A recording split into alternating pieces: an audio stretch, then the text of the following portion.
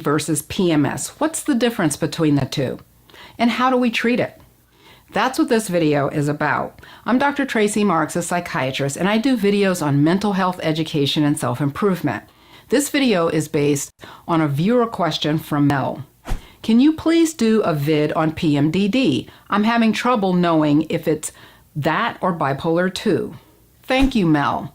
PMDD stands for premenstrual disorder, and it's not to be confused with premenstrual syndrome, or PMS. PMS is changes in mood during certain parts of your menstrual cycle, and it affects about 80% of women. The mood changes can be mild to moderate. In fact, some women will just see it as feeling a little moody the week before their menstrual cycle. PMDD is a severe form of PMS. It's almost like turning into a werewolf when the full moon rises.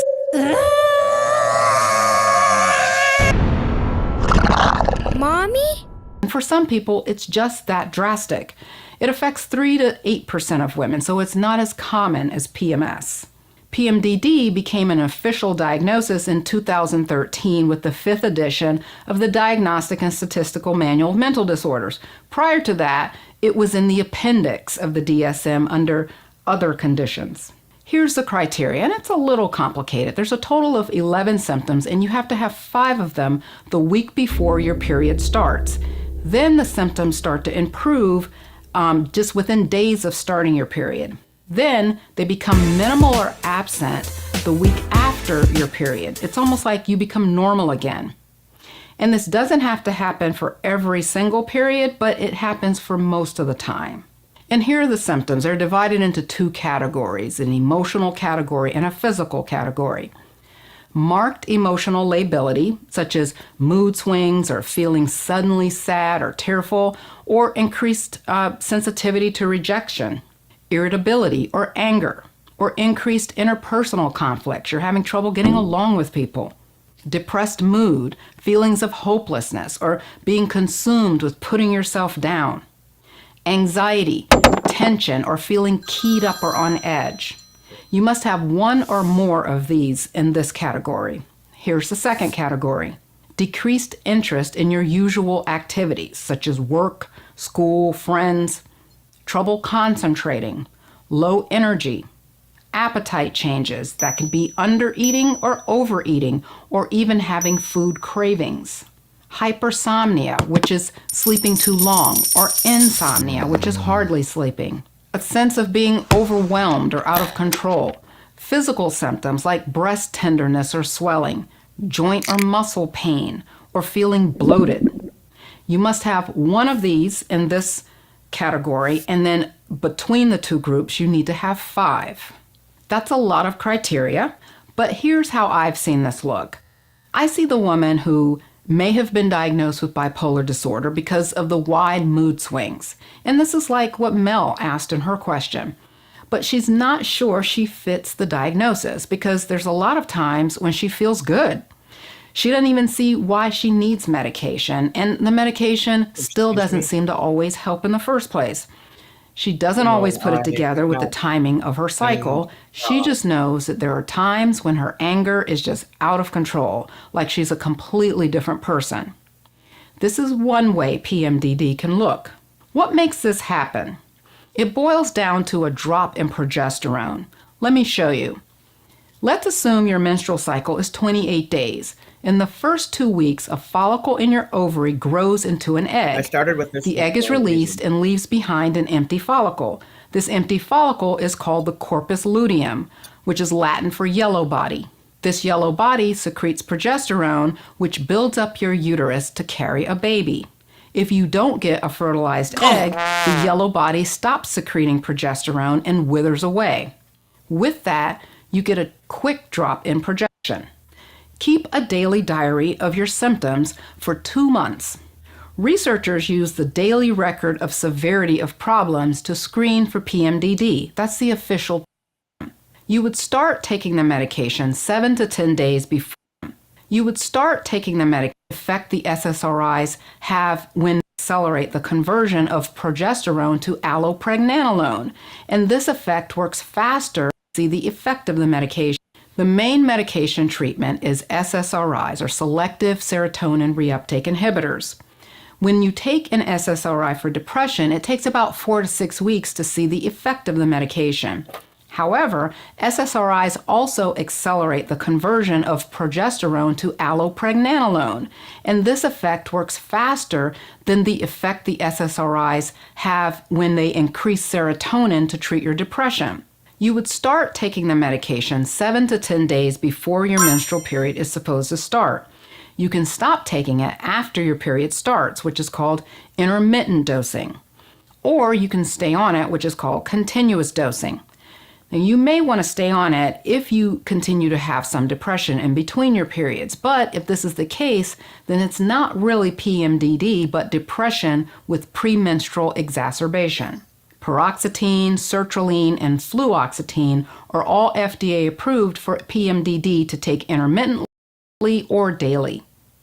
A bit about intermittent dosing. For medications with a short half-life like paroxetine, you can experience withdrawal symptoms if you suddenly stop the medication. I did a video on this called Brain Zaps and Antidepressants. I'll put a link in the description and in the top corner of this video. We do tend to use, though, lower doses of these medications for this purpose, so taking a small dose may not result in the withdrawal symptoms. Also, fluoxetine has very long half-life, and it takes a month to completely get out of your system. So I'm actually not sure how useful it is to even stop fluoxetine sorry to hear about for 10 days when right by the time you get ready to take it again, you've still got a lot of it in your system. Another medication option is hormone treatment, and you'll definitely need your gynecologist for this kind of treatment. The combination pill drospirenone and ethinyl estradiol, also called Yaz, is FDA approved for PMDD.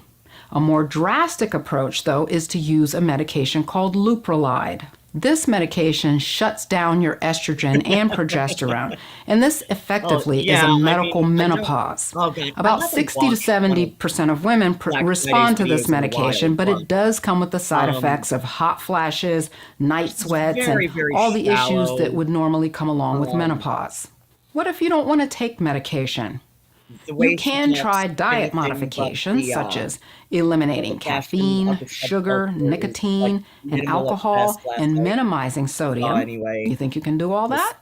You would combine this with lifestyle changes like sleeping 7 to 9 hours a night and getting regular exercise like 3 to 5 times a week. Some nutritional supplements have been shown to be helpful, and these would be things like calcium, 1,200 milligrams a day, vitamin B6, 50 to 100 milligrams a day.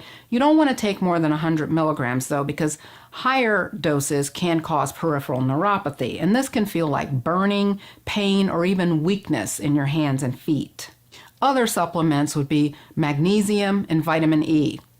There are some herbal remedies that have been shown in studies to be helpful, and this would be Agnus cactus fruit extract, also known as chasteberry, and ginkgo biloba. Light therapy may be helpful, but more studies are needed to establish just how long you should use the light. So, anyway, as that all went over, with as we saw from there, the Dr. Mark's video, she about PMDD. She said that there are, in fact, many treatments. Now, for if anybody was here right now, was here last night when things happened, when I was reading this, I am I would recommend you go watch last night's stream to bring yourself up to speed. So I'm gonna go onward with day 2, but something that Zena and Poppy tend to do that really just does not look well for Poppy's in the mental health profession, which I really I find her motives for being so dubious, looking at things from last night now especially. But so yeah, so yeah, like something that from Milena's um receipts that I was reading out yesterday. Let's see. I think my personal rule here is very reasonable. Okay. My main rule is that I can be there for you however you need, but the moment it starts being taken out on me, I can't. Um, and then Zena says, "This is a disorder that I just that this isn't a disorder that I can just stop. I wasn't trying to take anything out on you. I was that upset." Um, Milena's notes. I think my personal rule here is very reasonable, but note how Zena's response is to make excuses. I wasn't trying to take it out on you. I was that upset. Seriously? Uh, I can't. PMDD. I do not have hormones that work properly. I do not get the calm down button. Poppy does. If this shit triggers you, do not be around me during PMDD. That's not me putting down a threat. That's just reality. Milena notes. I do not want to keep going on uh, every little detail here because it remains the same. I'm trying to ask how we can navigate PMDD when it pops up. And they, Zena, keep on hitting me with the why it's going to keep happening. If you want to get off call, Zena, if you want to get off call, I have no issues, but I literally live with a disorder that pops up out of nowhere and impairs my ability to self regulate. Which we just now learned from Dr. Marks. There are things one can do to mitigate that impairment. It's just Zena doesn't want to. They've been out about having PMDD for at least the 3 years I've been watching Zane and Poppy's channel. So yeah, like I said, they've been out about having PMDD for at least the 3 years that I've been watching their channel. So again, it's not so much that you know the disorder impairs Zena's ability to self-regulate. And this is the only option, is that Zena's going to fly off the handle at anybody who's convenient, without anything to do about it. It's that Zena doesn't want to do anything about it. Milena, okay, do I need to announce it or can I just hang up? Zena, you can always just leave. Milena notes, this comes up later, me asking about leaving calls. Remember this. Then they, Zena, just dumped this PMDD definition on me, which, was, we went over at the beginning of the Dr. Marks video, which, you know what, I'm going to the thing, oh, right here. I'm going to drop the link to Dr. Marks's video for anybody who might want to take a look at this on their own time. There we go. And we paste and we send. Oh.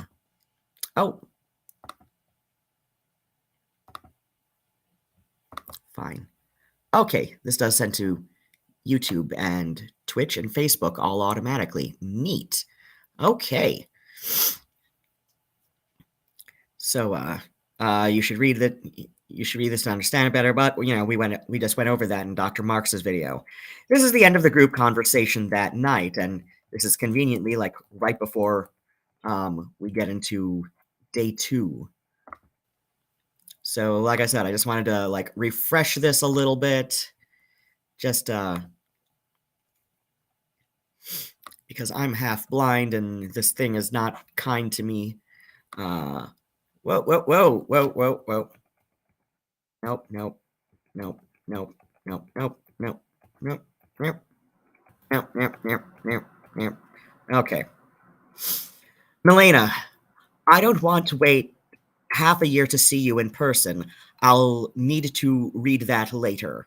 I can't process that right now. Zena, this shit is literally me. Every single symptom. Every month I get this. And being on T is better, but nowadays I mostly get the anger. I used to know when it started, but again, I had to trade that out. Milena, well, I guess the crude summary of my situation would be to consider me a battered wife dipping her toe into being social again. I realize that I explained my situation to just Poppy one night during a meltdown, and I'm not sure how much of that she shared with you. Zena, I don't think she did, but I know enough to put two and two together. Milena, so clearly we can't mix our triggers. Zena, PMDD fucks up relationships, but not irreparably, and or not necessarily irreparably. And the way that PMDD f's up relationships is not anything that it's nothing that can't be helped if you wish to do this. If you wish to either medicate or engage in the lifestyle changes that were outlined by Dr. Marks and I'm sure many other professionals. You know, Zena has a diagnosis. Therefore, there is going to be professionals involved. Ergo, there are options that can be discussed with the professionals. It's just Zena doesn't want to do it. Milena, well, the details are fun and amazing, but some other time. Zena, I don't need the details. PMDD triggers the shit out of Poppy already. It's when we fight the most. I've been around PMDD folks long enough. Milena, do you track it on a calendar? Is there a way to get an estimate of when it'll come around, or is it not consistent? Zena, I track to the best I can. Milena, I'm wondering if there's maybe a way to plan my visit around expected episodes. Zena, I'm on too much tea for consistency. I just want to get through this week. Milena, okay, just let me know when. Zena, I can't. I literally can't. Not anymore. I don't get that luxury. Again, these are symptoms, nothing that cannot be taken care of. Like, these are things that can be treated. It's just Zena doesn't want to. And if Zena's determined that it's somehow treatment resistant, well, there's something else that it could be, which is pathological narcissism. But okay, let's continue. Milena, I'm sorry. I thought you said you know when it goes away. Zena, I don't usually know until after my period started. Milena, I'm sorry.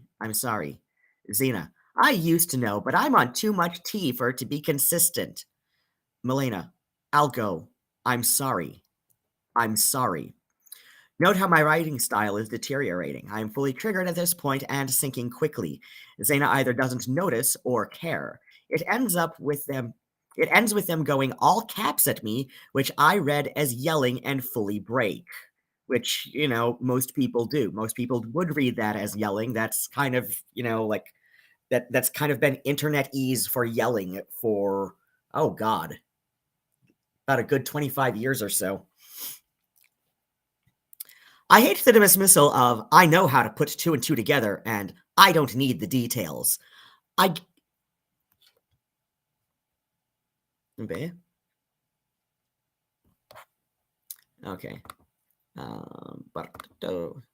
Okay, there we go. Zoom out a tiny bit. I get it to have their justifications piled onto me, but I get filed under some preconception. I'm actively fighting flashbacks to the week I was raped, but it's fine. They get it already. I never get to tell them about how those were related because I didn't want to do it over text.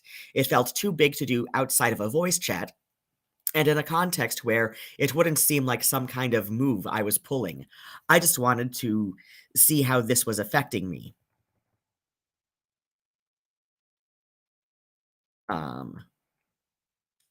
Milena, I love you. Poppy, I love you too. We will talk soon. This direct message to Poppy was all I could manage at that point. I was so scared. That was day one. And for those of you who were not on that, dang it, that long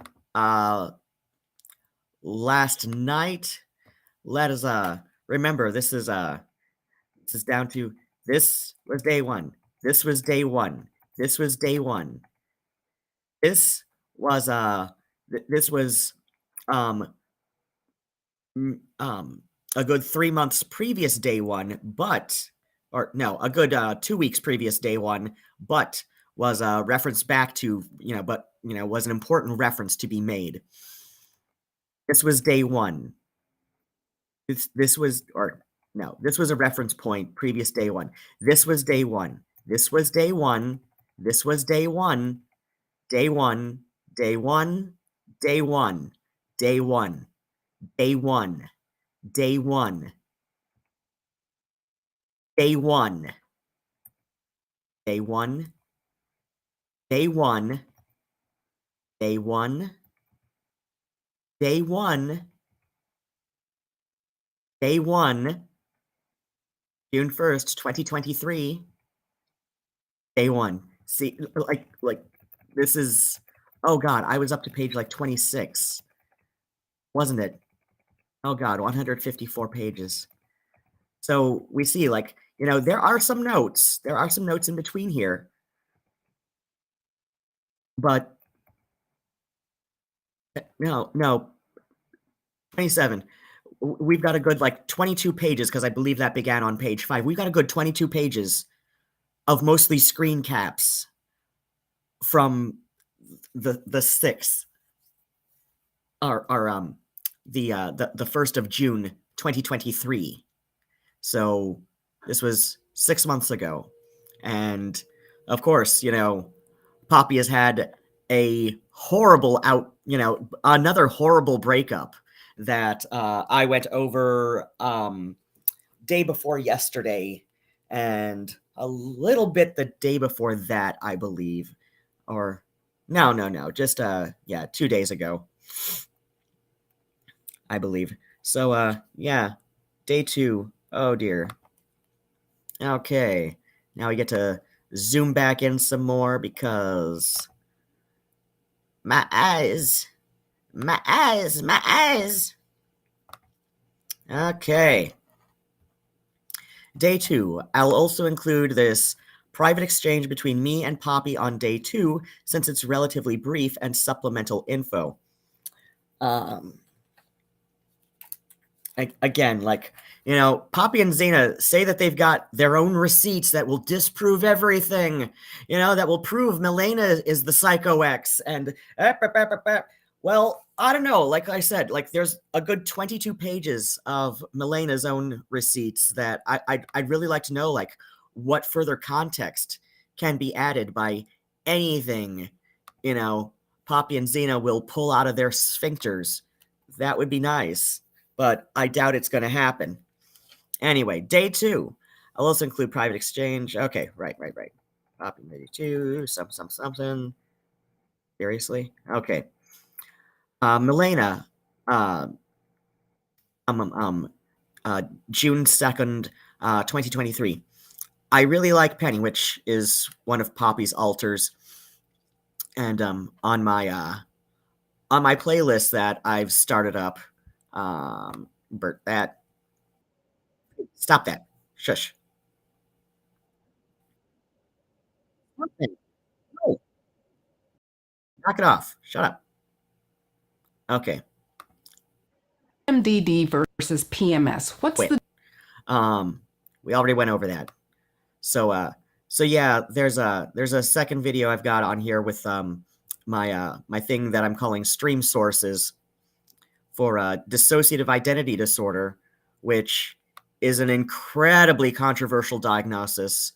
In fact, like, it presents differently in different parts of the world, and how it presents in different parts of the world seems largely based on what's it called? Media like media portrayals. So so yeah, like, and that's not, and the Into the Shadows video that I referenced for this, and they do the Whistler verse is pretty good. His writers are pretty good at having really nice sources.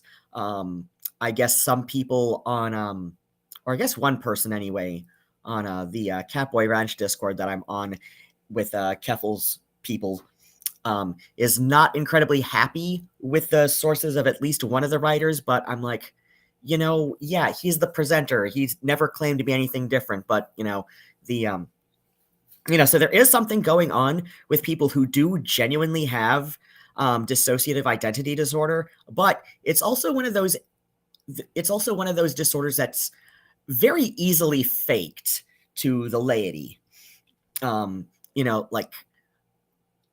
Like there are professional specialists who would be able to discern a faker from somebody who actually is living with it. And unfortunately, I do think Poppy is in a position where if she really wanted, if just like based on her education and mental health, she probably could easily fake it, but that's more trait acquisition as a narcissist, which we went over the HD tutor video either yesterday or no, we went over trait acquisition yesterday, but it was the day before that I played his video about how the borderline is not what you think. And basically he's and I'm willing to at least have a finer pinch of salt when I take his, like rather than a heaping pinch of salt. He's got a just a pinch, not a tablespoon, right? But because I was diagnosed with borderline personality disorder about 20 years ago, and after a different therapist scrapped that diagnosis, and just like due to circumstances, I was a little less open with the therapist who gave me that what's it called? What did I say? Borderline personality disorder diagnosis. So like when I saw a different therapist and opened up a little more, she was like, I think you've got some pretty solid complex post-traumatic stress disorders, or CPTSD, likely stemming from childhood abuse. So yeah, like when I like HD Tutor has broken up those with borderline personality disorder into two types. The first type are those who have misdiagnosed PTSD or CPTSD. This is the borderlines who are treatable, often referred to, I believe, as quiet borderline, where, it's not so, ostentatious as, say, the Fatal Attraction antagonist and all that. And then there's the type which are just, your classic narcissist, but rather than, narcissistic personality disorder, but, because narcissists tend to be, are disproportionately diagnosed, are disproportionately men who are diagnosed with narcissistic personality disorder, and it's overwhelmingly women who are diagnosed with borderline personality disorder. So it's just like how the same disorder is presented in two different genders. So, but then there's the subtype, that I am, which would be misdiagnosed PTSD. So anyway, like Penny is one of Poppy's, alters. This is the one that most commonly comes up. As I said, just due to Poppy's education in mental health, she is at least in a more likely position to convincingly fake DID. I'm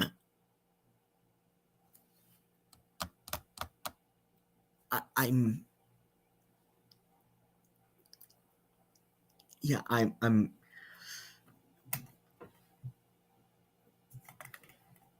not going to say whether or not I do think Poppy is faking, but like I said, she's definitely in a position where she would be more likely to convincingly fake this, before some, in front of a mental health professional who has a specialty with DID. Of course, then there are also a lot of professionals who do not quite understand DID as well as a specialist would, who might, and those who are less familiar with it might be a little bit easier to fool. So it's possible she's not seen a DID specialist and has just, and is, I don't know what goes on in her therapy sessions with, her own therapist and all that. But like I said, just like I am taking her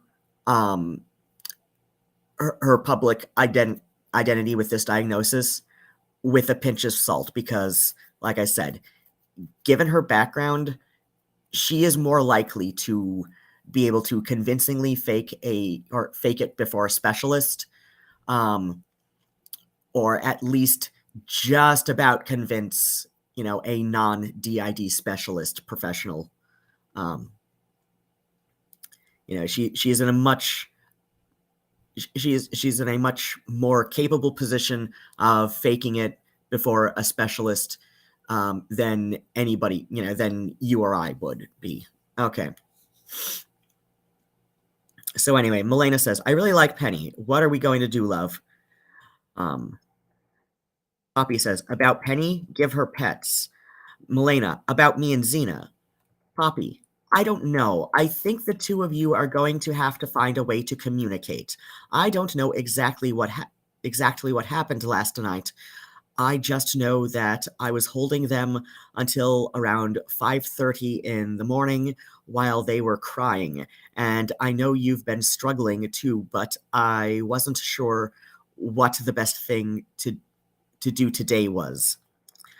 Milena, when I stated that I can't handle being treated a certain way, I was given reasons for why I was treated that way and why it would happen again. Which, again, we went over with Dr. Marx's video. The ultimate reason Zena says it's going to happen again is because they don't want to do anything about their PMDD because they get more, they get more personal satisfaction out of treating people like garbage and using PMDD as an excuse. They are perfectly able to treat it. If looking at the first, what started this all, while we were going over yesterday with the thing about wanting to pay an editor. So clearly there is, there is some money behind these two. These two have some money. Poppy is gainfully employed as a therapist. So, between insurances and public health care like Medicare and Medicaid, and people who are able to pay out of pocket, Poppy has a perfectly serviceable income to take, to have good health coverage for Zena. if Zena wants to explore treatment options to help the PMDD symptoms be more manageable, for when they do happen, even if it is less predictable. Zena just doesn't want to. That's what it comes down to. Zena does not want to do anything about this because Zena gets more personal satisfaction from basically being a little monster to whoever's most convenient at the time. So anyway, why it would happen again. Milena continues. When I asked if there was a way to pump the brakes and stop it if it is recognized, I was told no, even if I asked for it in the moment, and that I was welcome to just leave if that happened. When I asked if there was a way to plan around it, I was told no, and that they might just need a week to calm down. When I said to just let me know when, assuming that a week meant that they needed more time this time, they started yelling at me. Even when I said I misunderstood and that I was sorry, I broke down and just kept apologizing. They just kept telling me how hard it was for them to not get angry, which, again, it is perfectly within Zena's resources to explore treatment options to help the PMDD symptoms be more manageable. Zena just doesn't want to do it. Zena gets more personal satisfaction out of just getting angry and flying off the handle at whoever is most convenient. This time, this last June, it was Milena. Anyway, continue. So, this means that at any given moment, if I happen to disagree with something that happens to be a trigger, Zena might fly off the handle at me, get super aggressive, and not stop no matter what I say or how calm I stay, to the point where they question whether it's a good idea for me to visit at all. And if it happens, it's my problem and it's on me to figure out how to handle it because it's just going to happen. You can always just leave. Where does that leave me, love? What am I supposed to say to that? How can I get back to feeling safe with that set of conditions? No amount of understanding the causes of this is going to change the fact that this took me back to a place that I can't afford to go back to. And I definitely can't live under the constant fear of being sent back to it. Poppy, this is the reality of dealing with ZZ during PMDD. As far as I can tell, you essentially asked for her to not speak loudly or become angry. Wait, okay. Oh, wow, this was Poppy saying it this time. Oh, I wonder if Zena knows about that. I might not be getting that language right, but the problem... but the problem being is that I don't think the language matters so much as the vibe and... Wait, what? the language... I don't think the language matters so much as the vibe, and during the time of PMDD, I can't guarantee that they are going to be able to hold to that. Be able to hold that. So the request felt like an impossible task. PMDD functions a lot like BPD, except it's for a shorter time.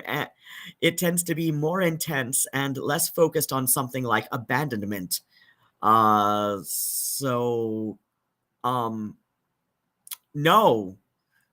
that is not it. That is not it. That is not how it functions. That is not how it functions, you fucking narcissist. Again, let us go over how it functions. The difference between the two, and how do we treat it?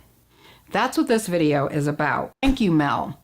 PMDD on a viewer question from Mel. Can you please do a vid on PMDD? I'm having trouble knowing if it's that or bipolar 2. Thank you, Mel. PMDD stands for premenstrual dysphoric disorder, and this is not to be confused with premenstrual syndrome or PMS. 80% of women. The moody the week before their menstrual cycle, like turning into a werewolf when the full moon rises.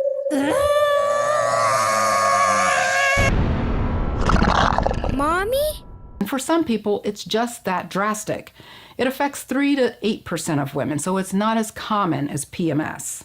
PMDD became an official diagnosis in 2013 with the mental disorders. Prior to that, it was in the appendix of the DSM under other conditions. Here's the criteria of the DSM under a little complicated. There's a total of 11 symptoms, and you have to have 5 of them the week before your period starts. Then the symptoms start to improve just within days of starting your period. Then they become minimal or absent the week after your period. It's almost like you become normal again. And this doesn't have to happen for every single period, but it happens for most of the time. And here are the symptoms. They're divided into 2 categories, an emotional category and a physical category. Marked emotional lability, such as mood swings or feeling suddenly sad or tearful, or increased sensitivity to rejection, irritability or anger, or increased interpersonal conflicts. You're having trouble getting along with people. Depressed mood, feelings of hopelessness, or being consumed with putting yourself down. Anxiety, tension, or feeling keyed up or on edge. You must have 1 or more of these in this category. Here's the second category. Decrease. So yeah, that was the thing. Now, in comparison,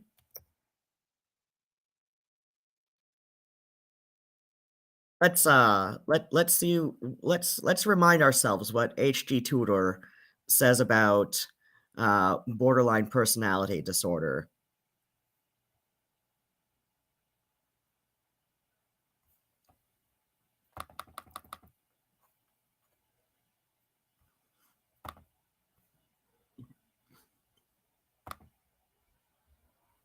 Formerly known as multiple personality disorder, it's a mental illness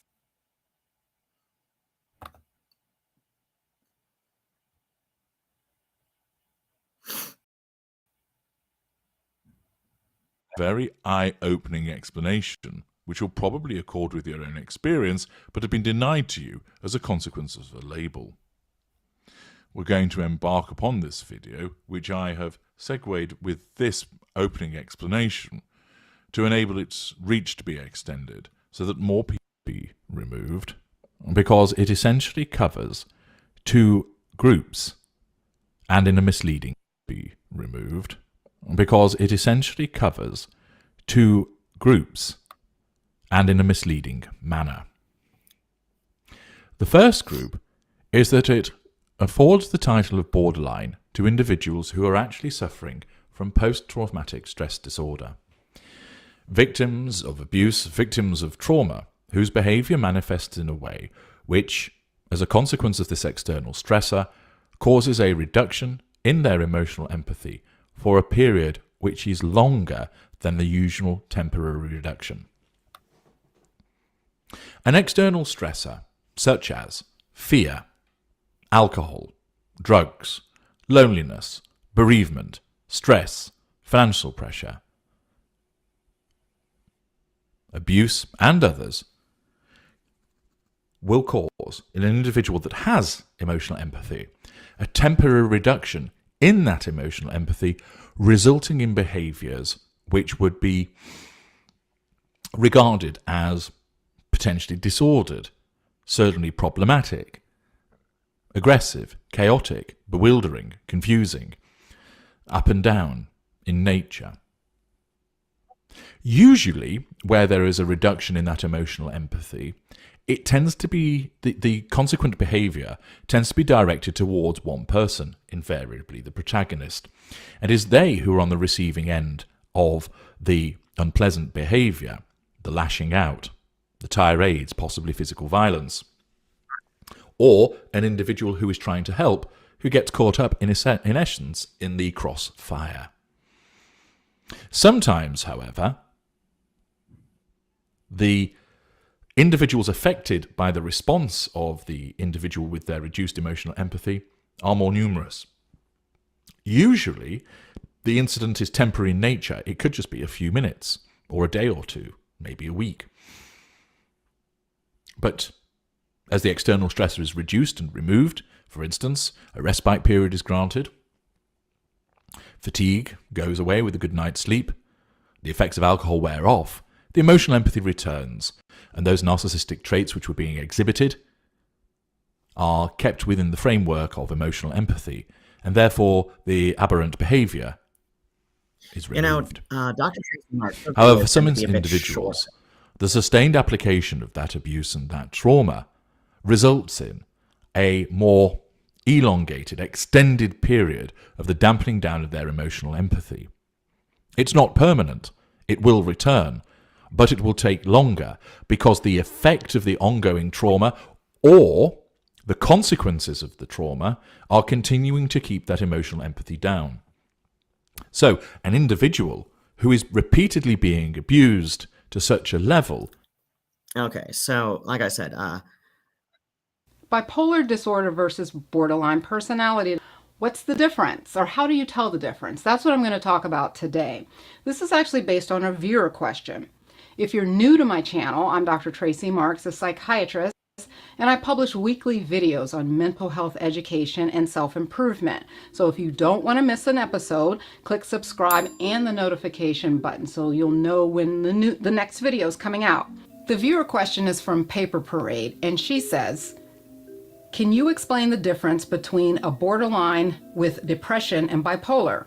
I'm going to focus on the difference between bipolar disorder and borderline personality disorder because depression is actually a part of bipolar disorder.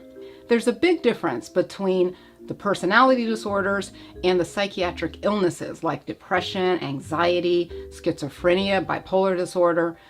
Personality, or your personality, is your hardwiring, and the illnesses are your state at the time.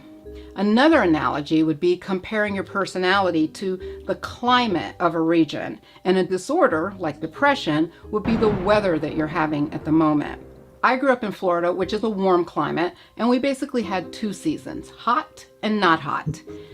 But then we'd have hurricanes that could rip through and completely disrupt the environment. But once hurricane season passed, we'd still be left with a warm climate. The climate affects how the weather manifests at the time.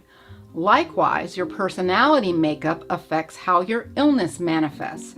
So going back to the geographical example, Russia has a very cold climate, and this affects the type of storms that you see there. So you get blizzards in cold climates, and sandstorms in desert climates, and tropical storms in tropical climates.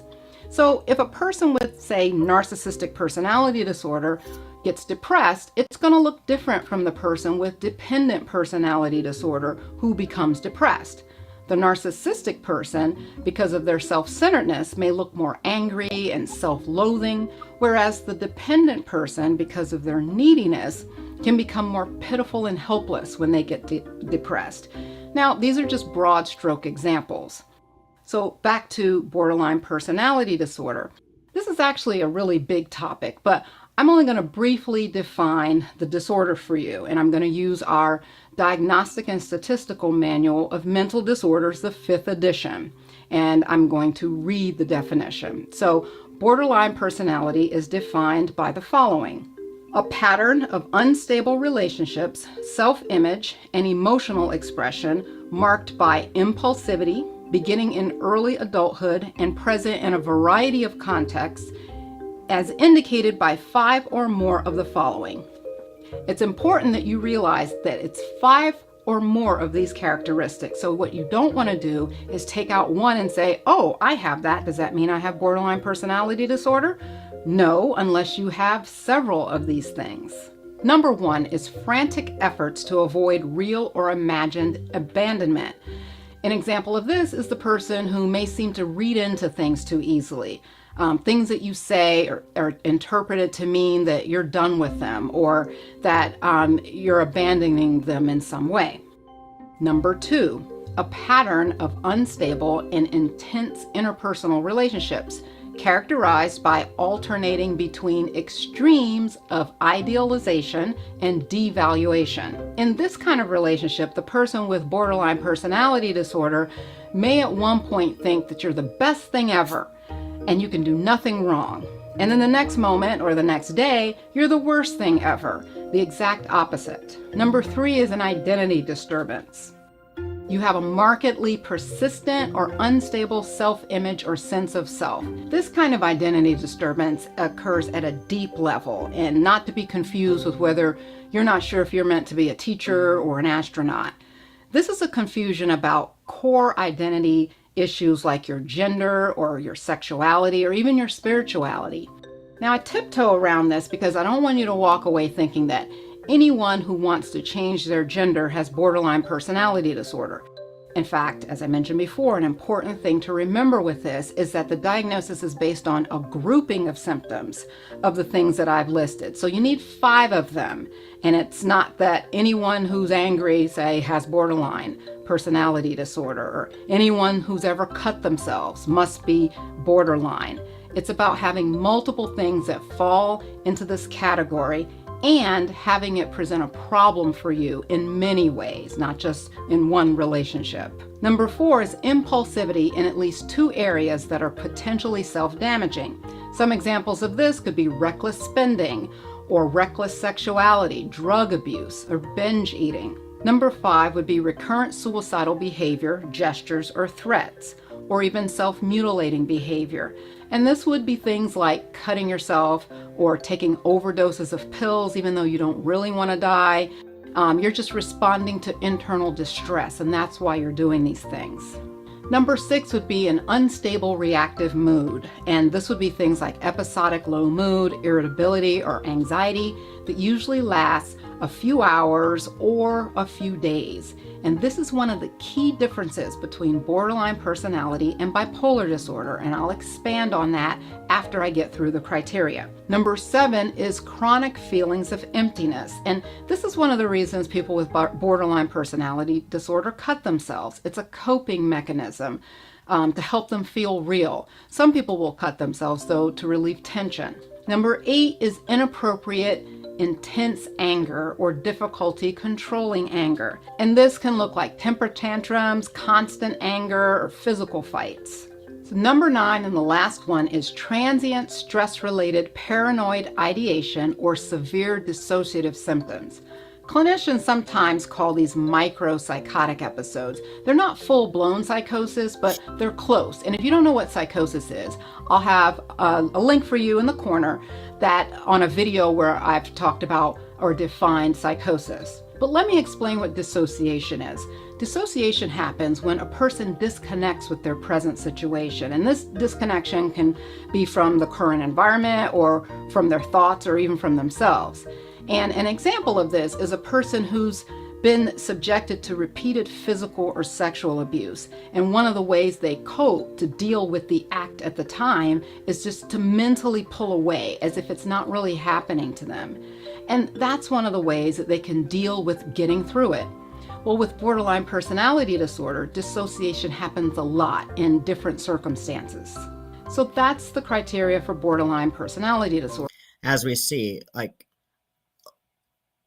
to somebody who does not have Poppy's education, there might seem to be some passing similarities to BPD and PMDD, but Poppy is describing it in a way that somebody with her education simply should not be doing. Like, I don't know if she thinks she has to dumb it down for Milena, but this is wildly inappropriate. Like, this is a wildly inappropriate, like, comparison.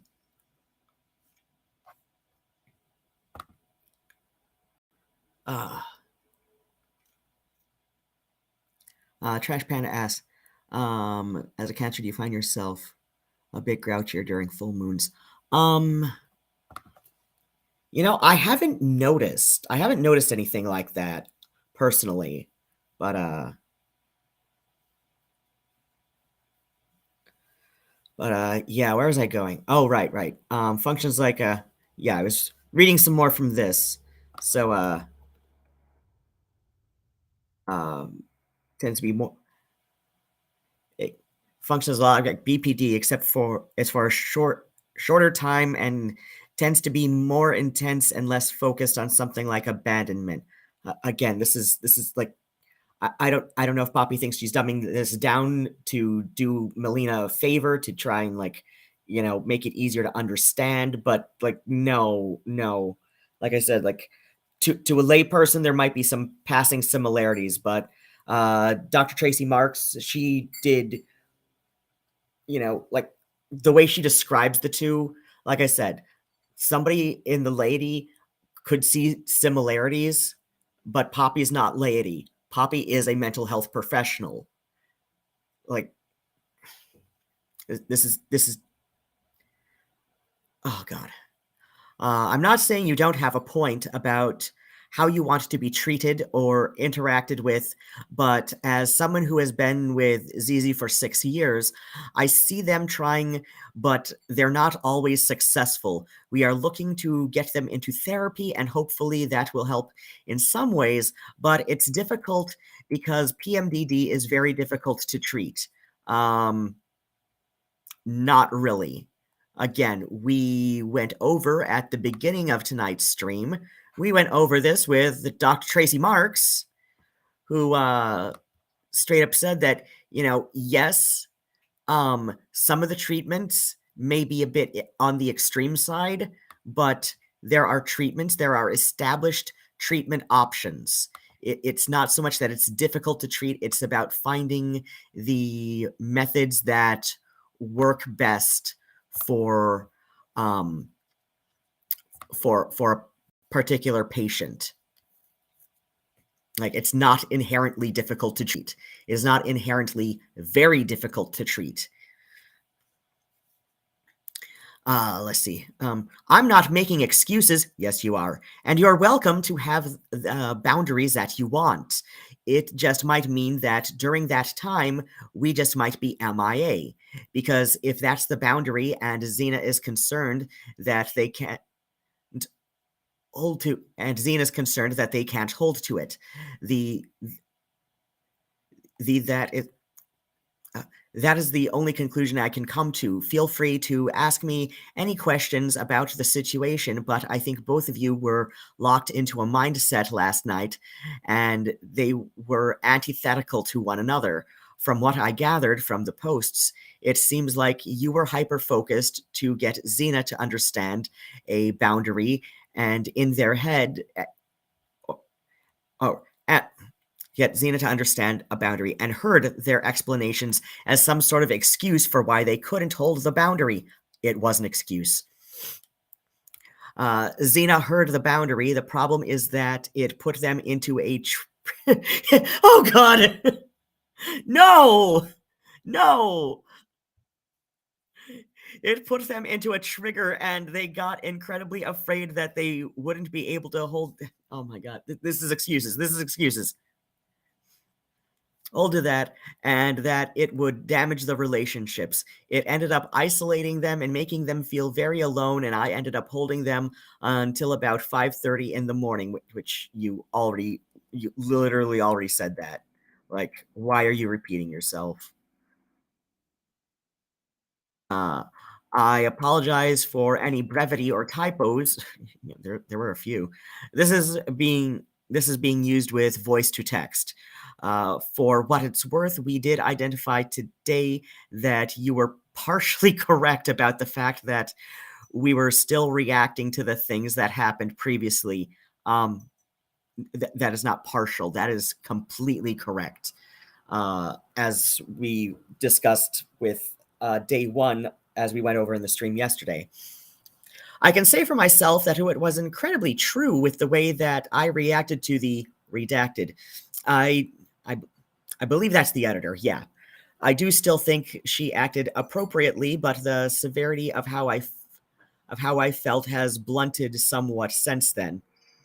As far as what to do between you and Zena, I think the conclusions you both came to last night were frankly absurd What?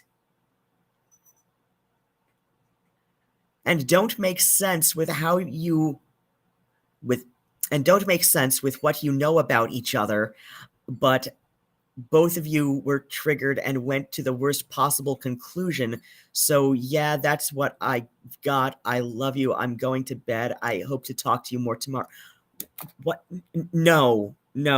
Milena was perfectly reasonable in the thing from the day before, which was, saying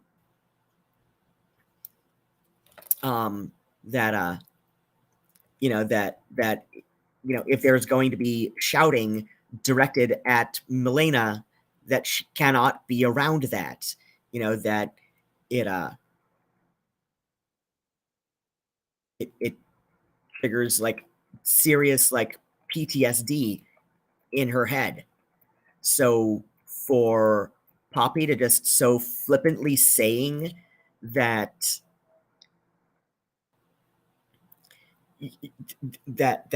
this doesn't make sense with what you know about each other, no, this makes perfect sense. This is perfectly reasonable. So yes, this sad pleading emoji face is just like I don't know. I don't like my own expression would just be like what? Like what? I mean, of course I also I mean that's like, me thinking about Milena's position. I mean, I can put myself into like, a similar mindsets where, this would be my face if I were, being yelled at in such a way from when I've been in a similar, position, and then the next day I'm trying to talk it out with, a third person mediating, and they told me that my conclusion and suggestion just seemed absurd. No. Anyway, it's generally positive, but this is the reality of dealing with Zena bothers me now because of everything that follows late. Oh my God. Also, boundaries aren't rules. Crossing a boundary isn't necessarily a deal breaker. It can be and this is something that Poppy and Zena go on about during their own, during their own show, that, they say boundaries aren't rules. They're not necessarily rules anyway. Crossing a boundary isn't necessarily a deal breaker. It can be something that to be explored and discussed to develop the relationship into a healthier one. Which again is at least along the lines of what I remember Zane and Poppy saying in their own show. So yeah, this should not be a foreign concept to Poppy, what Milena is saying here, right? This should not be, but Poppy sure seems to be saying like, well, I don't know, that's just how it works. Oh God, screw you. I understand Zena has a hard time with PMDD, so this was all exploratory in my eyes. Again, just this seems fair. This seems fair that, yes, this is something that they struggle with, and so it sounded like Milena was suggesting, let's, can we spitball, some ideas on how to work with this. That just seems completely reasonable. That seems completely rational. Exploratory that, look, yes, I know this is Milena's basically saying, look, yes, Zena, I know this is a struggle for you. What was said the day before, I know this is a struggle for you. And, is there, do you think there are anything, do you think there's anything that, might be able to help? Whether it, if not necessarily in predicting, when the PMDD is going to start with the, irregular menstrual cycles with, on testosterone, when you see the symptoms start to arise, do you see any options? Maybe maybe the options, are not something to discuss right there at that time, which is understandable. Like that is a perfectly reasonable thing that Poppy could have suggested. Like, this is not a good time for Zena to discuss these kind of options just because of the lability in, Zena's mood at during a PMDD period. Which again, fine. Poppy could have said it like that, but Poppy's just like, no, you both just sounded completely absurd, and whatever. Like, no, that is not a healthy response to it. I mean, if Milena thinks that it seems generally positive, I guess I'm not going to argue. It just seemed very flippant to me. But I've got a pretty strong bias, and I was, in spite of like never being like really close with Zane and Poppy, even though I'm local-ish to them. Like I said, I think the two of them live a little bit further north of Detroit than I do. Maybe a little bit closer to Detroit than I am, as far as like, drive time if one were to be taking a car or something. But yeah, okay. Also, I think it's relevant how they identified the fact that I recognize the carryover of emotional response from other situations. I'm not an emotional idiot, and it's odd to me that I got so quickly dismissed. Exactly. And they identify the fact that I recognize. Okay.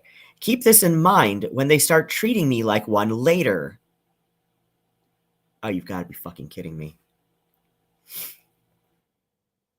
Okay. As far as what to do between you and Zena, I think the conclusions you both came to last night were frankly absurd and don't make sense with what you know about each other, but both of you were triggered and came to the worst possible conclusion. Again, like recap. And I'm asking this in earnest. Reading what I've posted so far, can someone please explain to me how the conclusions that I came to at the time were absurd? I accepted it at the time, but looking back, it feels like a wildly false equivocation. Absolutely. Milena's absolutely correct here. This is like the fact that Poppy said this is just absurd to me. Like no. Like it's making excuses. It's blame shifting, which again, HD Tutor has gone on at length saying that these are hallmark behaviors of a narcissist who, wants to get their way. Wait, really? We're on day 3 already? Okay, wildly false equivocation.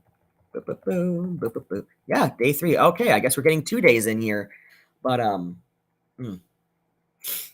I have to wipe my glasses some, so let's I have to wipe my glass. I think I definitely need something to drink.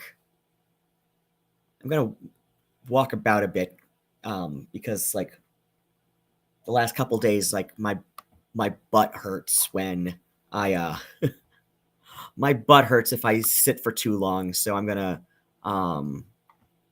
let's run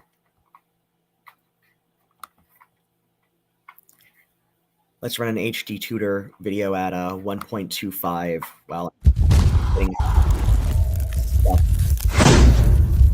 I'm taking a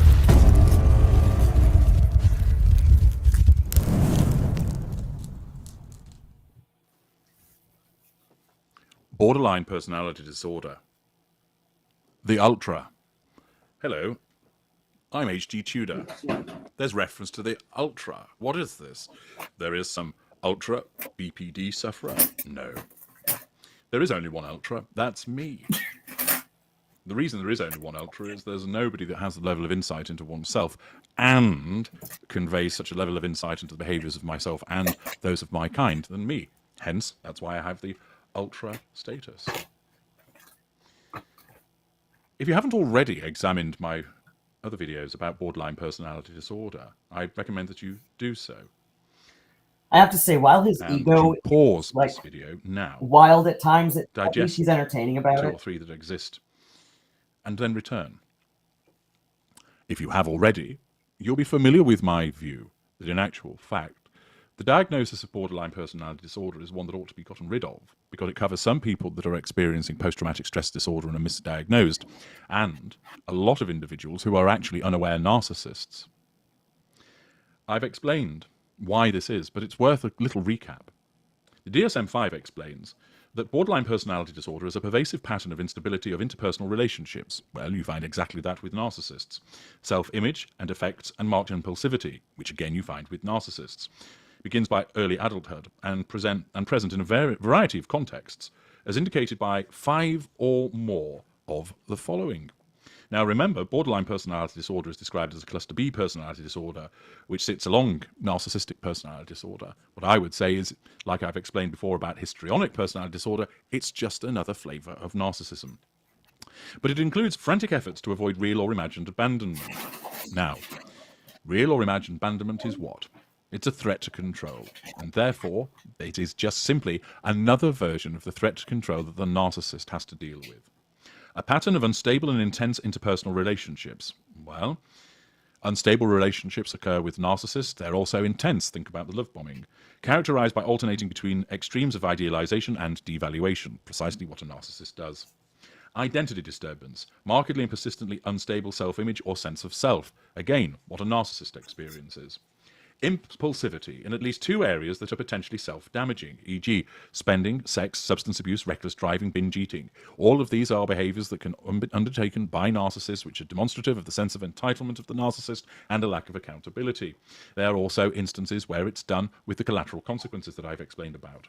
Recurrent suicidal behaviour, gestures or threats, or self-mutilating behaviour. Pity plays. Affective instability due to marked reactivity of mood, e.g. intense episodic dysphoria, irritability or anxiety, usually lasting a few hours and rarely more than a few days. This, of course, can be as a consequence of a response to a threat to control or diminished fuel levels. Again, the narcissist. Chronic feelings of emptiness. Again, this is experienced by the narcissist as a consequence of the reduction of fuel levels. Inappropriate, intense anger or difficulty controlling anger, e.g. frequent displays of temper, constant anger, recurrent physical fights. Again, the ignited fury of the narcissist. Transient stress-related paranoid ideation or severe dissociative symptoms. Again, paranoia is to be found within the narcissist with regard to the way that the narcissist behaves, because it drives the pursuit of the prime aims. So not only have all of those criteria that I mentioned can be seen within the narcissist, but those of you who've had experience of borderline individuals will often have remarked how similar they are to narcissists, and that's because they're just a flavour of narcissist. Now, what's this ultra that I'm talking about? Well, it's an ultra marathoner.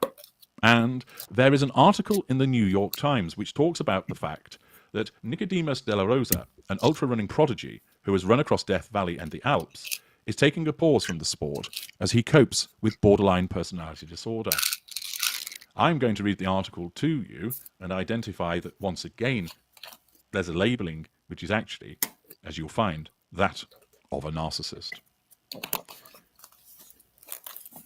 Trudging up a briar-covered mountain in freezing temperatures with a dying headlamp, Nicodemus de la Rosa knew his attempt to finish the Barkley Marathons, a 100-plus mile... Okay. Okay, so... Trash Panda says, yeah, I got to stretch, move around. I noticed a bunch of streamers having back tushy pain from sitting too long. I have a stand-up. Oh, I've thought about getting one of those, like one of the ones that converts up and down.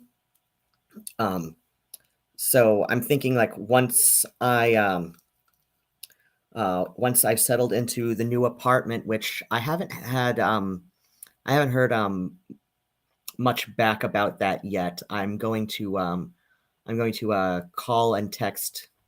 I'm going to do both just to make sure that, he knows I'm trying to get a hold of him. If I don't hear back right away from the text, I usually call, at least like within a couple hours.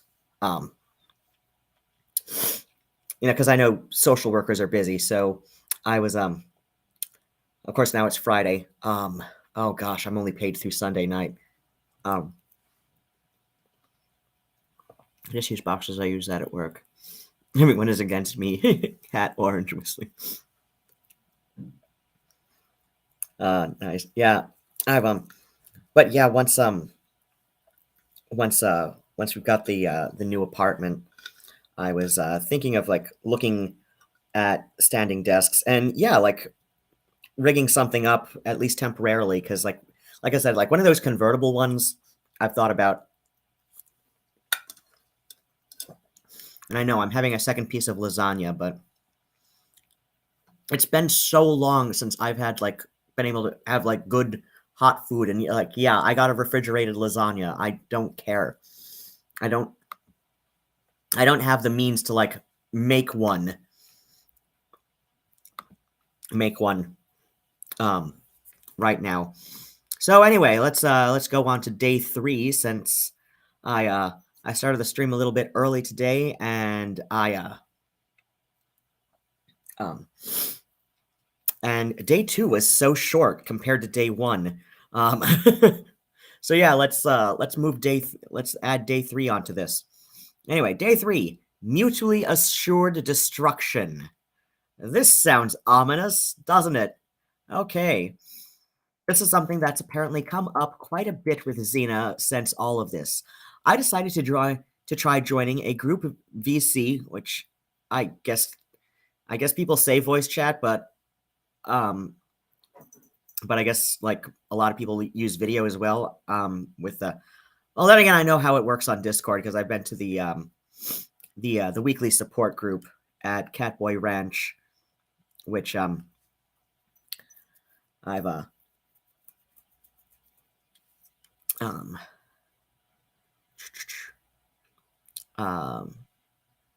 okay, I decided to try joining a group VC in the server, even with the conflict continuing. At one point, people started talking about trusting former exes. Which, okay, sounds fair enough. I made a joke along the lines of, sometimes mutually assured destruction is the only option. I've been in some really ugly breakups, the ugliest one involving a longtime partner who drunkenly emotionally abused the hell out of me throughout lockdown. I told Poppy about it. When we split, the partner made a Facebook post to our 120 plus mutuals saying that, saying that I was the abusive one. Oh gosh. And so Poppy's leaning on this, I'm sure, to,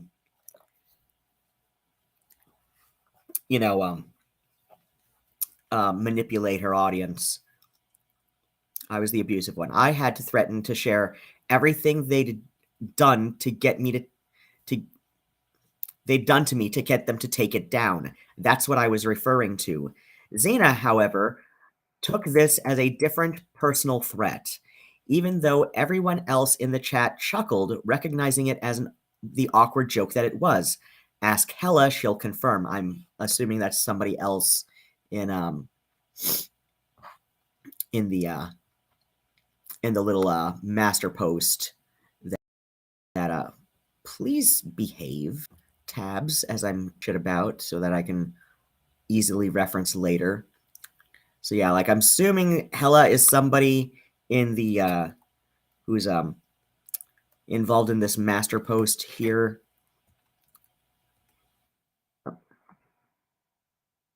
In one of the posts, keep reading major posts.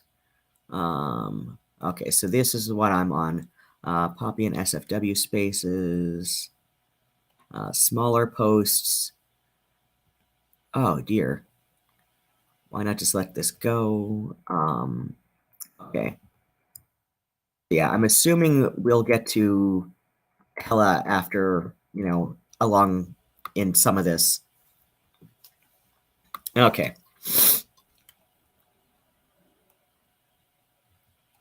Okay. Ask Hella shall confirm. The projection and assumptions start ramping up. I'm assuming Milena's still talking about Zena. Yep. Okay, Zena. When you have a moment. Okay, so we're the June the 4th, 2023. When you have a moment, you brought up stuff in chat tonight that was concerning. Oh, and we've got highlighting here.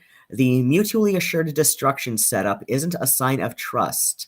And I'm pretty certain that you wouldn't bring that up if you weren't dealing with active triggers.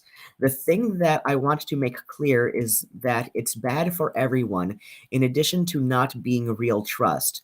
Should you ever act on releasing information, you immediately put a target on Poppy's back for Kiwi Farms to go after her, and they will also likely go after Sage and maybe you two. It will be like Keffel's 2.0.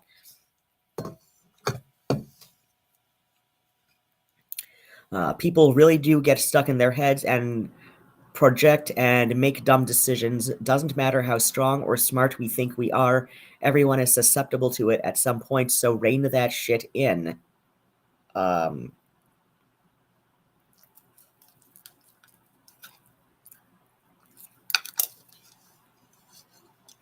Milena, I would never do that to you or Poppy, ever, no matter what.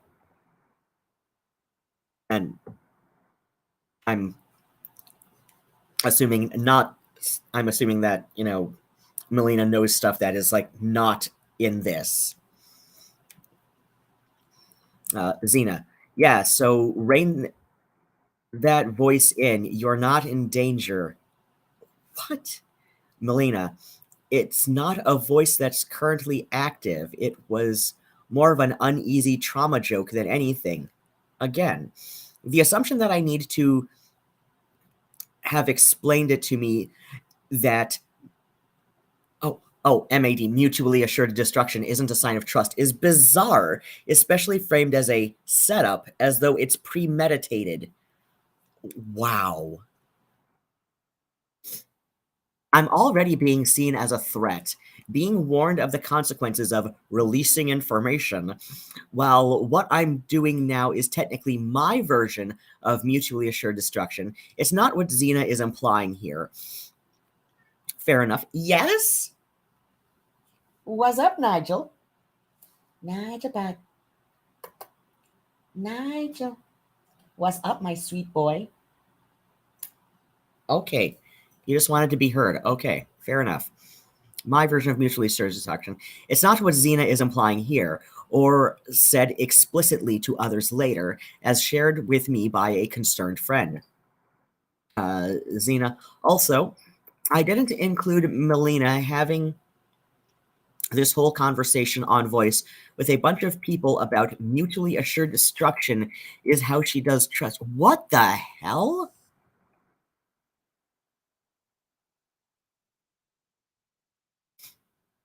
It was really bizarre. She was trying to say that she keeps enough secrets in and information with people that if either of them do anything, there's mutually assured destruction. This was right after the incident when PMDD started.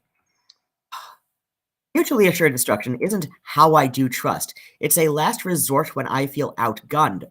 Fair enough. Zena had no idea what I was trying to say, never mind the gall of projecting something this insane onto me and then sharing it with former friends as fact.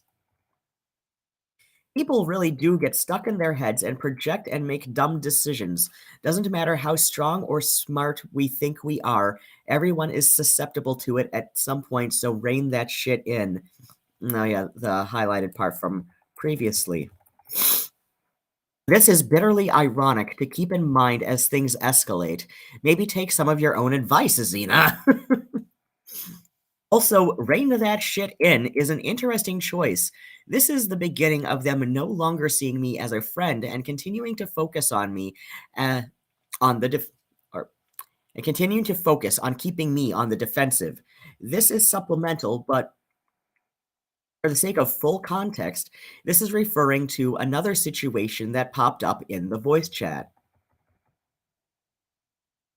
Arrow down, arrow down. Ms. Milena. It's not a voice that's currently active. It was more of an uneasy trauma joke than anything. On a separate note, just to be clear, when I was asking about the editor discussion, it wasn't to try to help any to help in any way that could involve a bias. It was wondering if there were two separate problems that could potentially be two separate conversations, and if one could be easier to arrange sooner because it involved less people and therefore would get editing moving faster. It wasn't to propose anything that would be more favorable to one party or the other. It was asking if a suggestion that could potentially get things moving faster would be feasible in this situation, so you could at least get the video out sooner and then resolve the bigger questions and conversation later. Strictly strictly project management kind of stuff, not conflict resolution, and it was going to strictly be a question/suggestion, not me arguing for anything. You made it clear before that you don't think I have proper context or perspective on the situation to contribute in that way, so I'm not going to. I got that message. I'm not trying to start or continue a conflict. I just wanted you to know that I wasn't doing what you were concerned I was doing. I didn't get to clarify in the moment. Zena, Mimi, Poppy and I are old hats at this stuff and have a ton of training between the two of us. If I'm looking for input, I'll let you know. I did not think that you were continuing the conflict. Poppy and I already worked through all the various possibilities for how to handle the situation, and we have our own priorities and goals. The other day and today, you had no idea what stage of things you were coming into and didn't know what our goals and priorities were.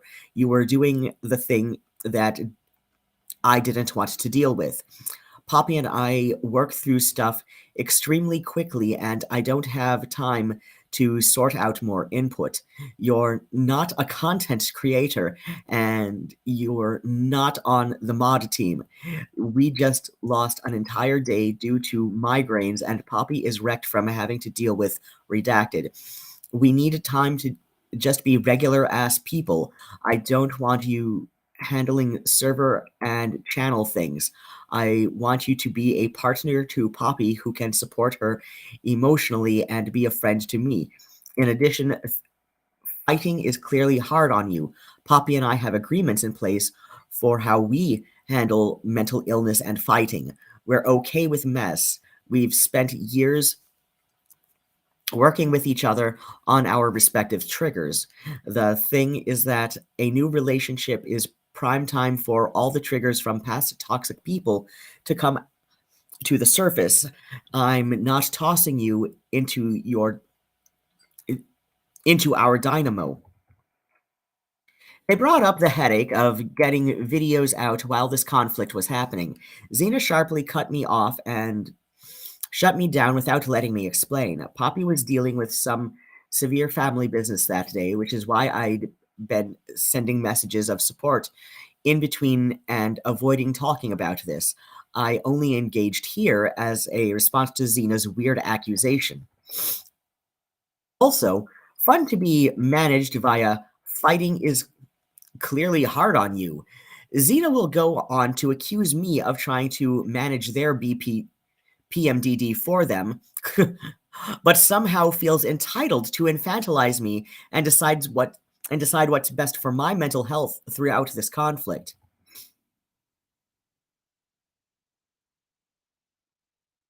Oh dear, we're on day 4 already. I'm sorry, but like the down arrow would go a little bit faster if I didn't have to zoom it in so hard. Hey! Stay on my crossed legs lasagna plate. No! Big sheet of cheese.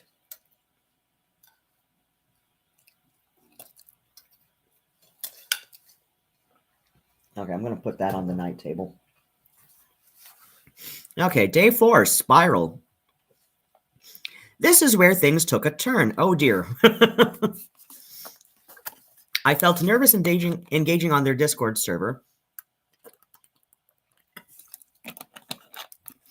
Worried I would say something wrong.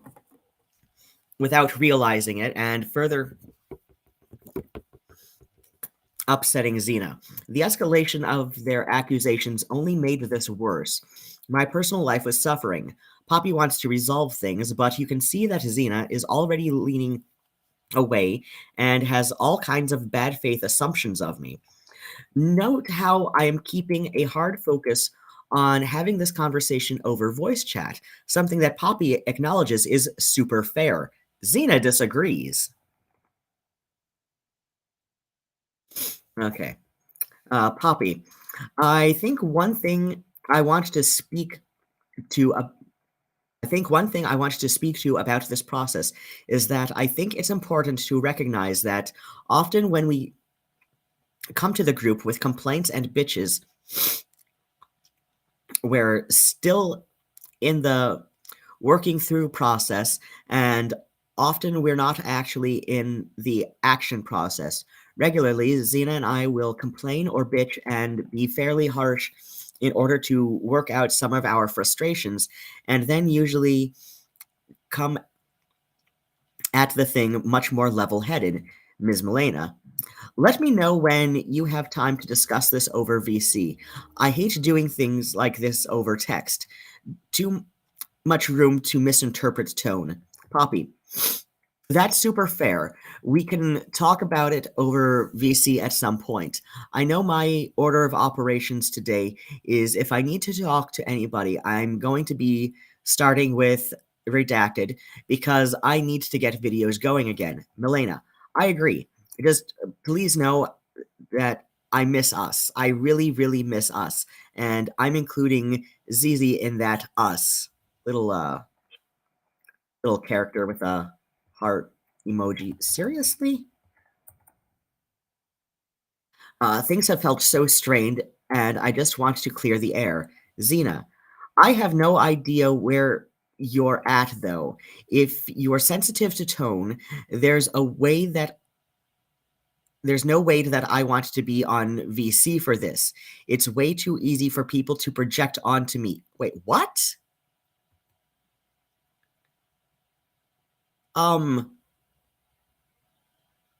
If you're sensitive to tone, there's no way I want to be on voice for this. It's way too easy for people. That's not how this works.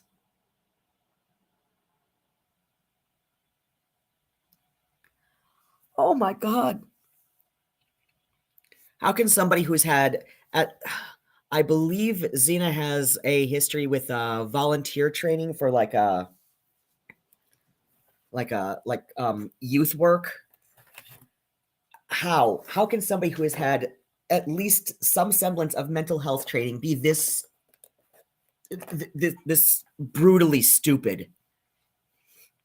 Milena, tone is clearer over voice. Obviously. I just can't have you getting super aggressive with me over disagreements. It's the aggression. Zena, that's what I mean. You still frame it as me as the aggressor. Oh my God, that's not what she said. That's not what she said. She said that she can't emotionally handle like a sudden aggressive tone. That is what she said. That seems. Let me check to see like if anybody in my chat, all two people. I don't know. I like. Does this sound weird to anybody else? Like, do I sound wrong in that assessment? That that Milena says that it's the tone that's aggressive. It's the aggressive tone. I mean, okay, I just had with you getting super aggressive with me. Yeah. Like, she says tone is clearer over voice. I just can't have you getting super aggressive with me over disagreements. I.e., the previous statement of this paragraph, the tone is what's aggressive. It's not Zena as the aggressor. Like, this is only like 3 days after the whole like PMDD lesson that Zena gave on the 1st. So I don't know if this is still part of Zena's PMDD cycle, but and this is just a wild misinterpretation of what was said, but this is stupid.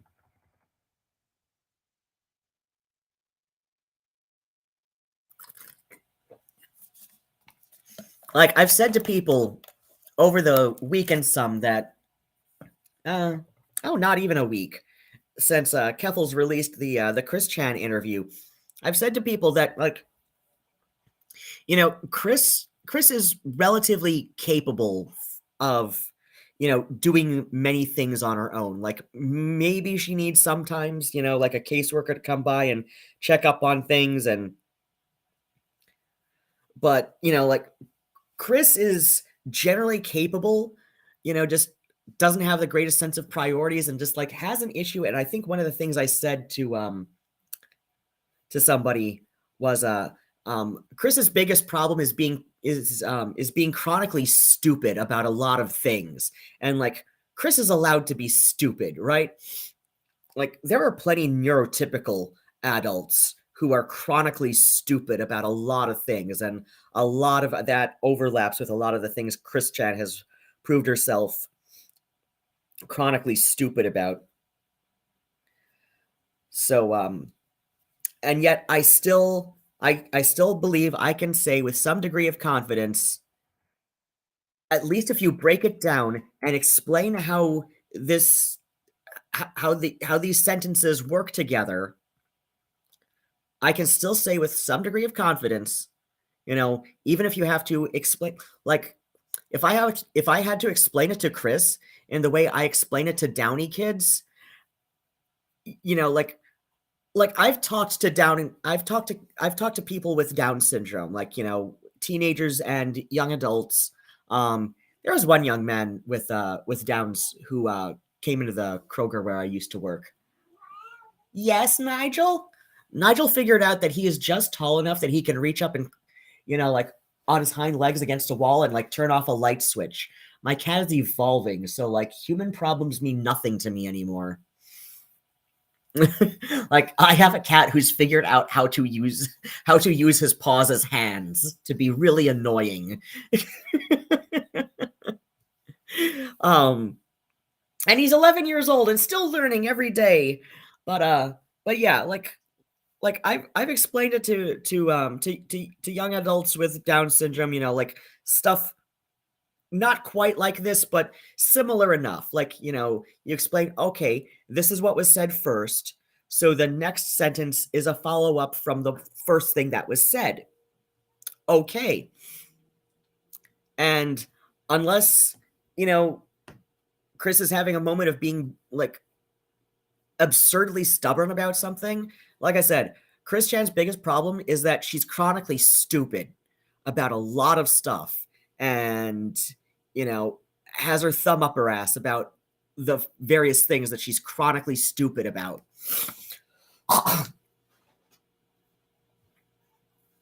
And, you know, like, with her thumb up her ass, you know, the shit can't come out, and, you know, like the pipes can't clear and be less stupid at the very least. So, you know, but I can say, I'm pretty sure I can say with confidence, I could explain how this progression of sentences works from Milena's end, and Chris would probably agree with me that, like, no, yeah, Milena's talking about the tone.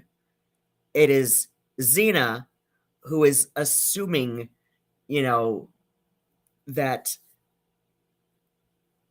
this is a personal attack. That is not, you know, this is a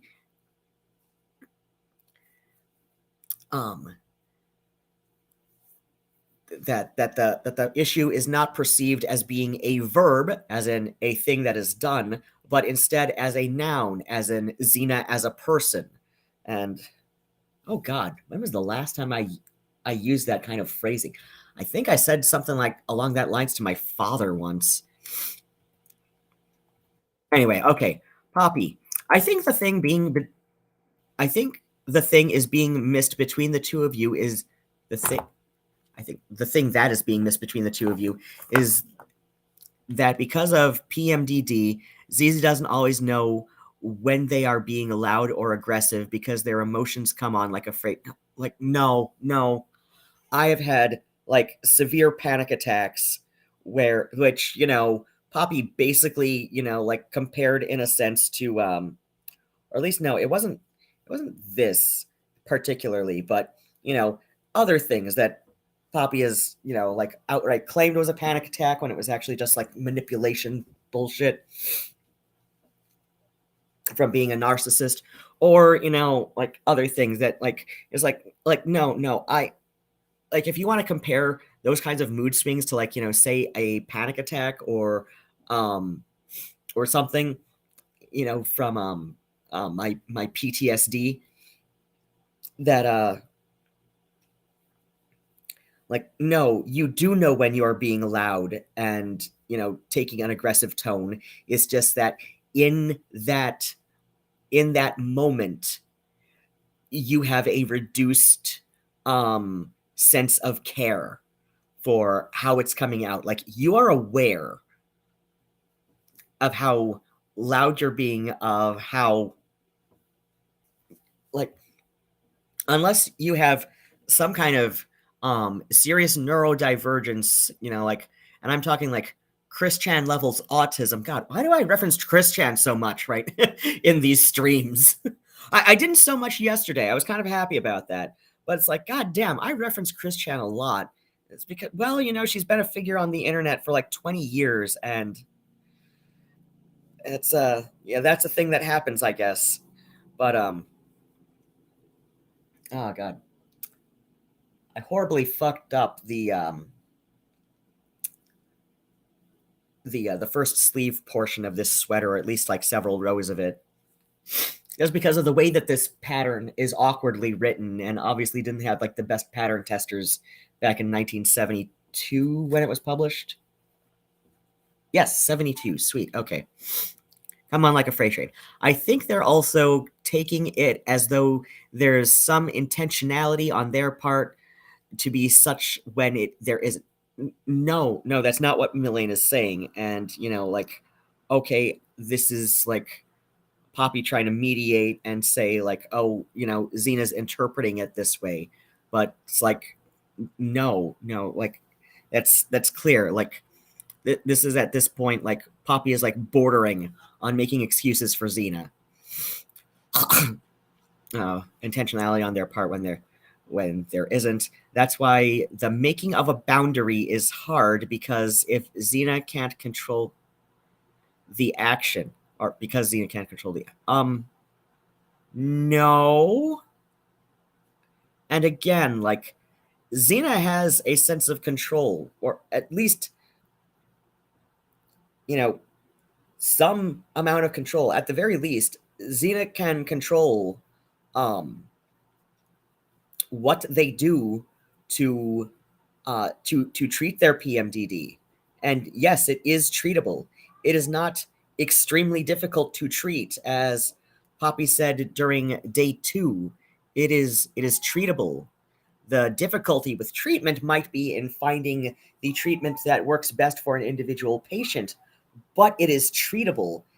Kitty Monk has gone on about her own PMDD on, in videos when, like, it occasionally happens, or at least in a couple of community posts I remember. And like Kitty Monk, oh, damn it. I was looking at the other tab the whole time. God damn it. Okay, well, here we go. Proof of what I was reading. Okay, I just gotta, like, God damn, how long? Okay. So, stuff I was reading. Again, I'm going to add the link. I'm going to just, like, throw the link into the stream chat real quick, just to make sure that if people want to go and verify that I've been reading what I've been reading, and maybe read ahead of me a little bit, familiarize yourself with stuff for tomorrow's stream on this. And all right, let us continue. I've been better about it today. I was so off the wall with the little streaming button, the little like share screen buttons that come up here with Restream. But okay. There's always Zena can't control that. No, Zena has some control over the action. Zena can, at the very least, control how treatment, like what avenues of treatment they wish to explore. There is control. There is a sense of control that Xena can take, but it's easier for Xena to just fly off the handle at people, whoever's most convenient, and let Poppy make excuses for them later, I guess. Okay. There's always a possibility that they will always break the boundary.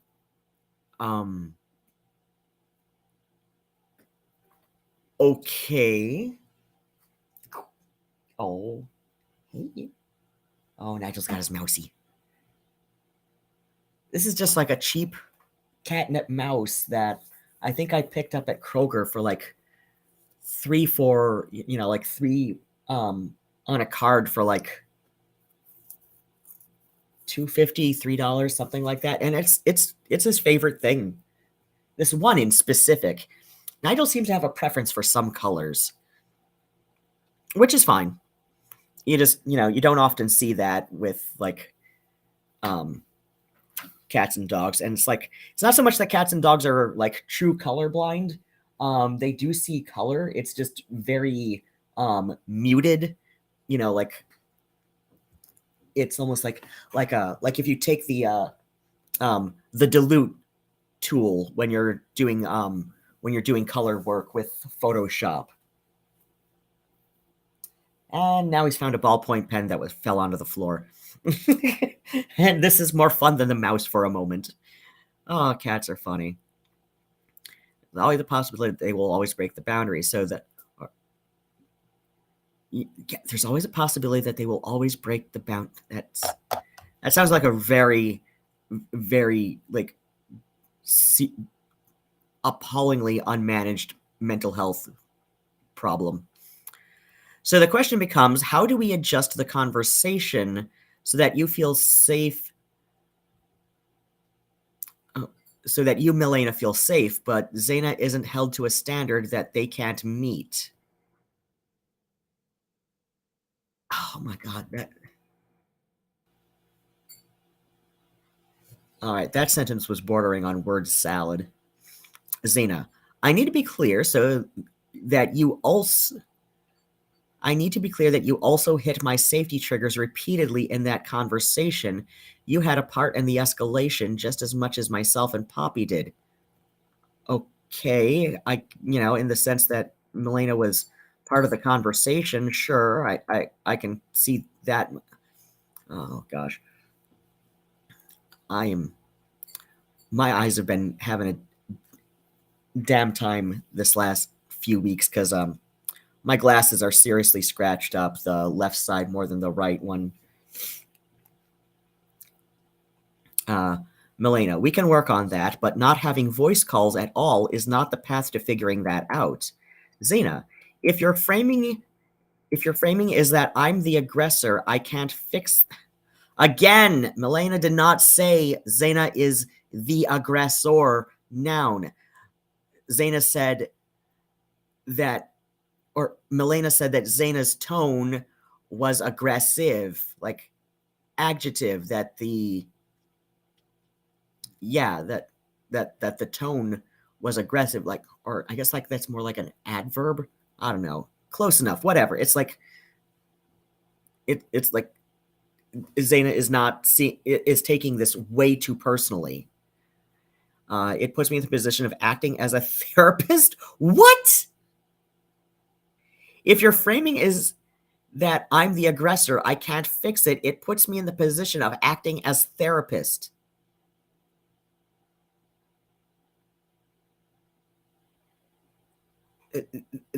That is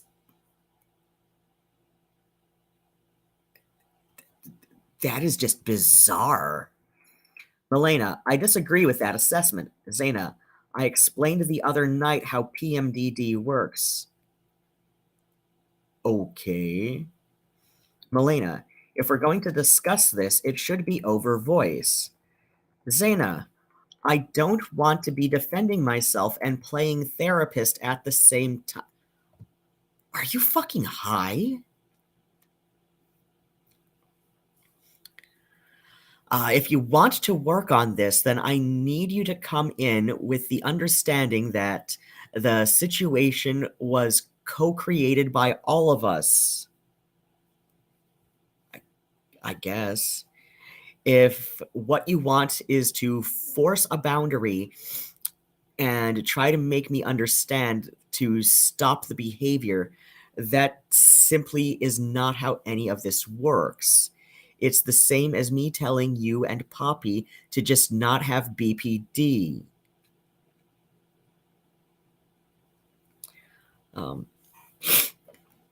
I don't know if Milena has said anything about having BPD, because Poppy tries to project BPD onto so many people. It's pathological the way she, has decided to identify with BPD because, well, as discussed yesterday, it's become kind of like a built-in excuse to get away with all sorts of manipulative, abusive behaviors. And, but yeah, if Milena does, have a genuine BPD diagnosis, it's clear that Milena's is like the subtype described by HG Tutor that is, misdiagnosed PTSD. Whereas Poppy's is clearly the narcissistic type. Milena, to be frank, I've felt somewhat infantilized throughout this, as though I'm somehow wandering through my own triggers like a lost child and asking you two to handle it for me. When did I say that I was blameless in the situation? My point is that the blame is not the issue. I'm focused on how to figure out how to navigate our way to the solution. Okay, that sounds very fair. That sounds very fair. She never said she was blameless. I think at this point, like the 4th of June, I think she was still like kind of like assigning more blame to herself than she's since recognized in hindsight. But yeah, it's a thing, I guess. But yeah, like this seems completely reasonable. I'm sure to many people it would seem completely reasonable. Yeah, to be frank, I've felt somewhat infantilized throughout all this, which, like Zena's accusations of, like, oh, well, you're asking me to play therapist. Like, no, that's just bizarre. And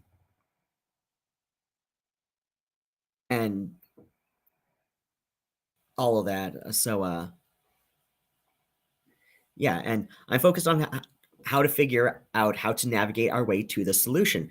Again, this seems completely reasonable. So let's go on. Zena says, you asked me if I could leave voice calls. Not quite. You always have that. Oh, you asked me if you could leave voice calls. Okay, yeah. You always have that power and never need my okay to do so. Yet, I'm having to reassure you that it's okay to do so. Well, when Zena's here, like projecting all sorts of stuff that Milena didn't say, yeah, I think that would mess with somebody's head and, leave them wondering, like, if I just left the voice call, is this going to be interpreted as an aggression? Like, yeah, that would that would trip somebody's that might trip somebody's rejection sensitivity, even if they took the initiative to leave the voice call. Especially with the way that it's this seems like it doesn't seem quite in the area of gaslighting, but it just it seems like this is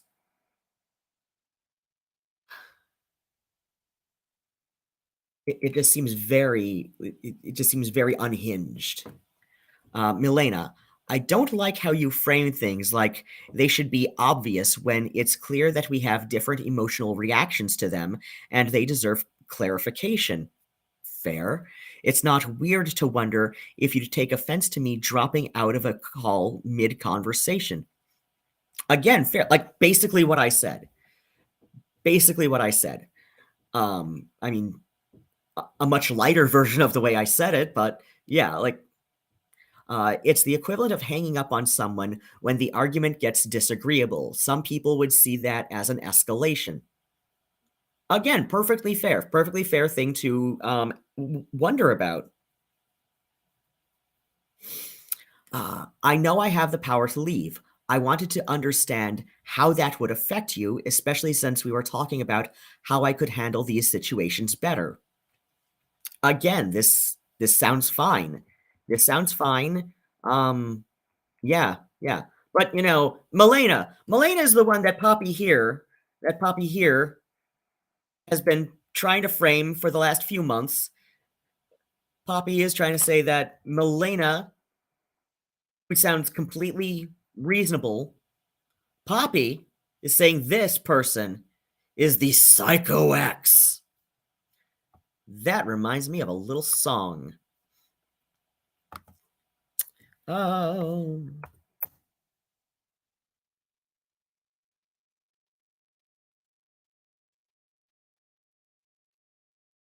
Oh, I think I found tomorrow's intro music.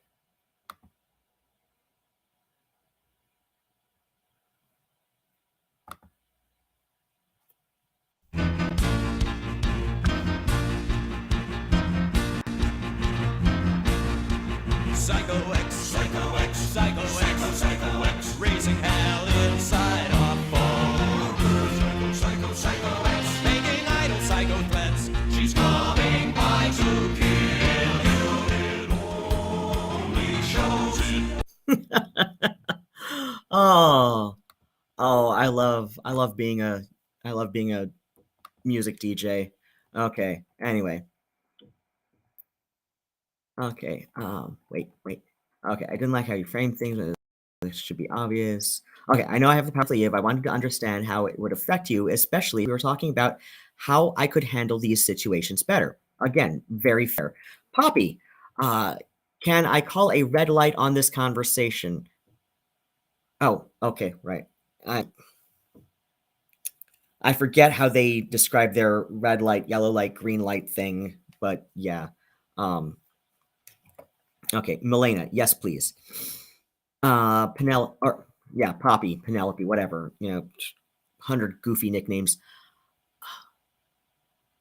I'm trying to remember because when the channel was still called Trans Girl Therapist, I think she went by the name Jessie or Jenny, like Jenny and Zena, Jessie and Zena, something like that. But yeah, like God, how many times are you gonna change your freaking name to try and escape this nonsense? Okay, Poppy, we can talk about a time. We can talk about a time either talk to either talk about this over text or voice, but if we do it over voice, there's going to need to be some boundaries because I'm most likely going to have to mediate. Okay, fair, I guess, but I don't know why mediation would be part of it. Oh, but sure, whatever. Milena, I wouldn't want to have it without all three of us. That's just so weird about I mean, I guess I don't know. The whole there's I don't know. Like a lot of the people I know in the polyamory scene, like I'm not a part of it myself. Like I said, I just like I guess you could call my current situation polyamorous, but it's more like an open relationship. Like, I get in arguments with people about this a lot, but like if you think about it, there's no logically consistent definition of polyamory that would necessarily exclude things like Mormon sister wives. Um, so yeah, like like think about it. Um, like there's no logically consistent definition that would necessarily exclude that. So like that's kind of like where I argue with people that like no, polyamory isn't inherently queer. Queer in the sense of unusual or deviating from average. Sure, I guess, but queer in the sense of LGBT friendly and liberating, no, there's nothing inherently queer about polyamory. Because like there's no logically consistent definition that necessarily includes things like that necessarily excludes things like FLDS sister wives. So like no, it's not inherently gay. But yeah, like I was saying, a lot of people I know who are involved in polyamory or have polyamorous relationships, there's a lot more independence. Like, like even if somebody has a primary partner, like there's a lot of independence there. Like, yes, there's a like the only time where I see things that, are this codependent between, where like there's an expectation to always involve, you know, um, two or more people in anything is like things like closed triad relationships. But this is not a closed triad relationship. This is a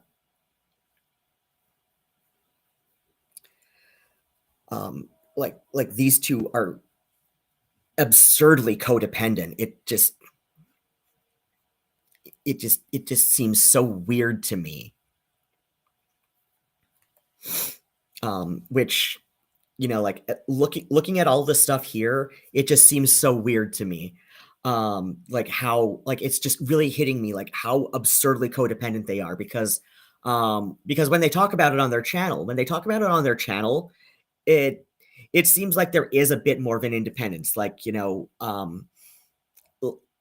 like, yes, we know that there's like an open triad between Zena, Poppy, and Sage, which like Sage is a piece of work. One of these days, I swear, I swear Poppy and Zena are going to drive Sage to do something that she will not be able to take back. Let your mind fill that in, because I don't want this stream to get like taken down by YouTube or potentially demonetized on replay or something. But yeah, like I'm absolutely terrified for Sage that Poppy and Zena are going to drive that poor woman to do something that she will not be able to take back, that she will not be able to undo. Again, let your mind fill in the blanks there. And I don't want it to go that way. I really don't. But I've seen like over the past year, Sage being more and more turned into like Poppy's little mini me, right? Or as I said to Sage and one of her other, Twitter buddies, that this is like Lapdog and the Groomers, right? Like this is just so bizarre, and I fear for Sage. Like I've been added to their shit list now. Okay, fair. I accept this. I'm actually kind of flattered, right? But yeah, I'm absolutely terrified that one of these days, Poppy and Zena in some combination are going to drive Sage to do something that she will not be able to take back. And I'm absolutely terrified that it will take that for the little Poppy and Zena cult to finally dissolve, and the rest of these poor young people on the internet to get wise to it. But even then, like Poppy is just charismatic enough. Zena not so much, and I think they know that, which is why they keep quiet on stream a lot. But like Poppy is very charismatic, like as many narcissists are. As I said, like oh my god, like there's nothing that offends me more than like a narcissist who's not entertaining. At the very least from afar. Like I don't know, I kind of have my suspicions that if I were to meet HG Tudor in person, I might actually hate him. But like over YouTube videos and podcast form and stuff, like he's entertaining. Like yeah, like his ego is gargantuan. I suspect there's a little bit of that played up for show, but he's also incredibly self-aware. So yeah, I sure, I'm sure he does it at least a little bit, but I'm sure there's also a degree of which that it's that it's coming from a very genuine place. But at the same time, like at least he's entertaining. There's nothing more offensive to me than somebody who I would call like a boring narcissist. And I've met a couple. But yeah, like anyway, as we continue, like, okay, there's a lot to unpack here. Milena entered the notes. Zena, I have no idea where you're at, though. If you're sensitive to tone, there's no way that I want to be on voice for this. It's way too easy for people to project onto me. Milena, tone is clearer over voice. I just can't have you getting super aggressive with me over disagreements. Okay, I think we're okay, yeah, this is a recap. It's the aggression. Zena, that's what I mean. You still frame it as me as the aggressor. Zena is framing me as sensitive to tone. It's not sensitive to not want to be yelled at. I will agree. I mean, yeah, I think there are some people who are especially sensitive to being yelled at, but yeah, like the simple request of please don't yell at me, that's not especially sensitive at all. That's perfectly reasonable. Okay, I even specify that I can't deal with them getting super aggressive. They flip this need into an accusation against them, which I've already said. And this is like, this is a this is my first time read for this. So, Zena, I need to be clear that you also hit my safety triggers repeatedly in that conversation. You had a part in the escalation just as much as myself and Poppy did. I hate it when people do that. Grammatically, that's as much as Poppy and myself did. That's as much as Poppy and I did.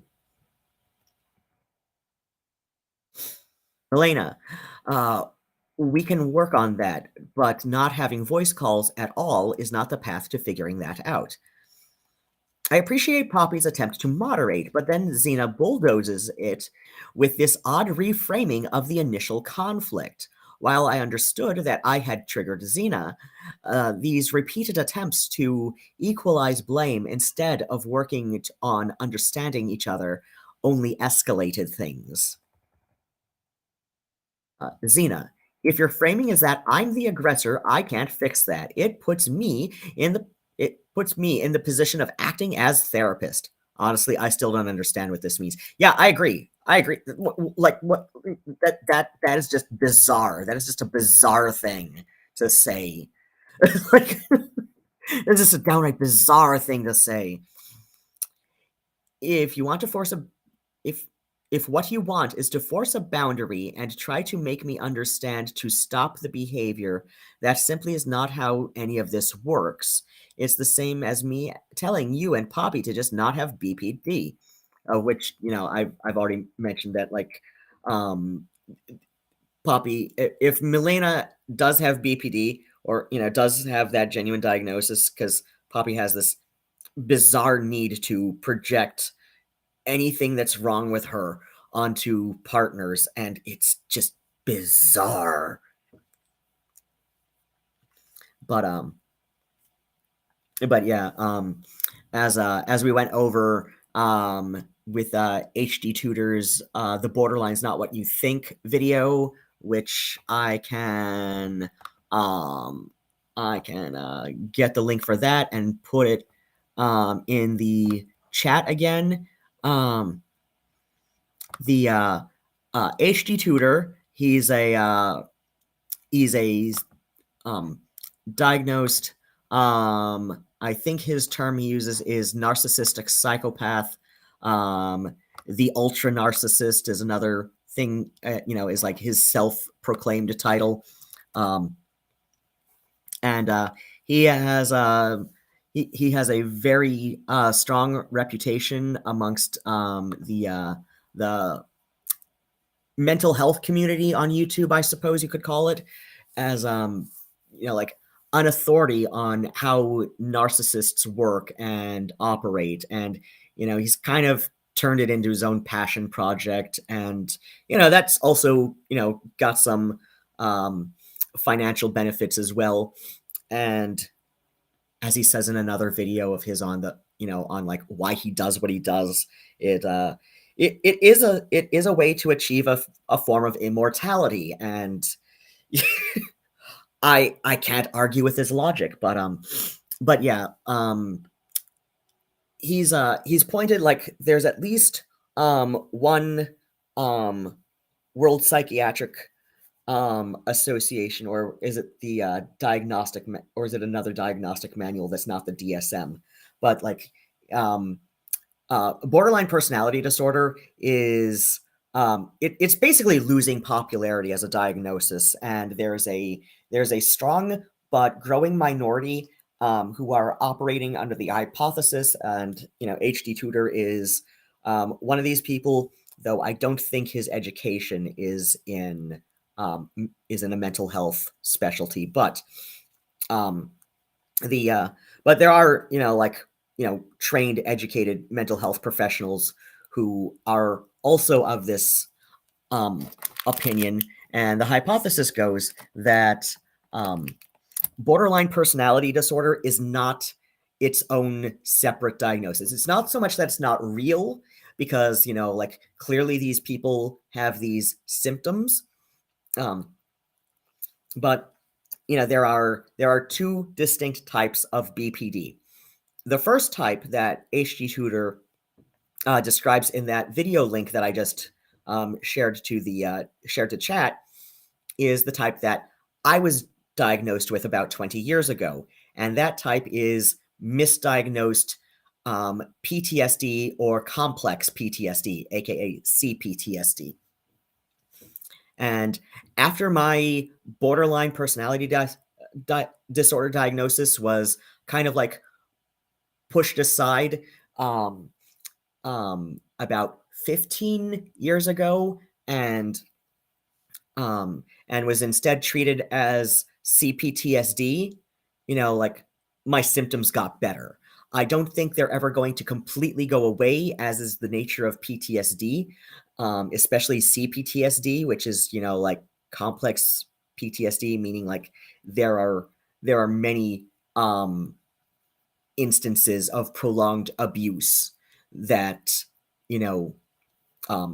further complicates the PTSD that would have existed as a simpler thing previously, right? So yeah, like the first category of BPD, which is known as treatable BPD, or I sometimes see the term quiet BPD.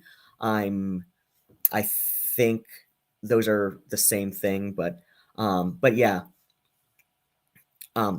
If it's treatable BPD, then you likely have misdiagnosed PTSD or CPTSD, right?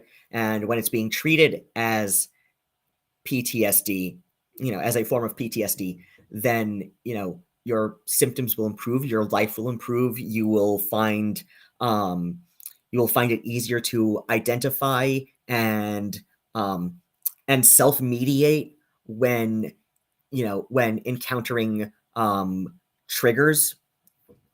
And see, the thing that and one of the things that that's like it's like come to it's virtually impossible to predict every trigger. So like a content warning, that's why people are now saying content warning more often than trigger warning, which was popular like 10-15 years ago. But content warning, first off, content warnings precede every episode of SVU, right? Like these are very normalized things. It's just prefacing something like a book review or something that just seems a little bit odd, right? You don't necessarily think to put a content warning at the beginning of a book, but if you think about it, it's like, okay, well, we put it at the beginning of an episode of SVU, of basically every episode of SVU, so why not a book, right?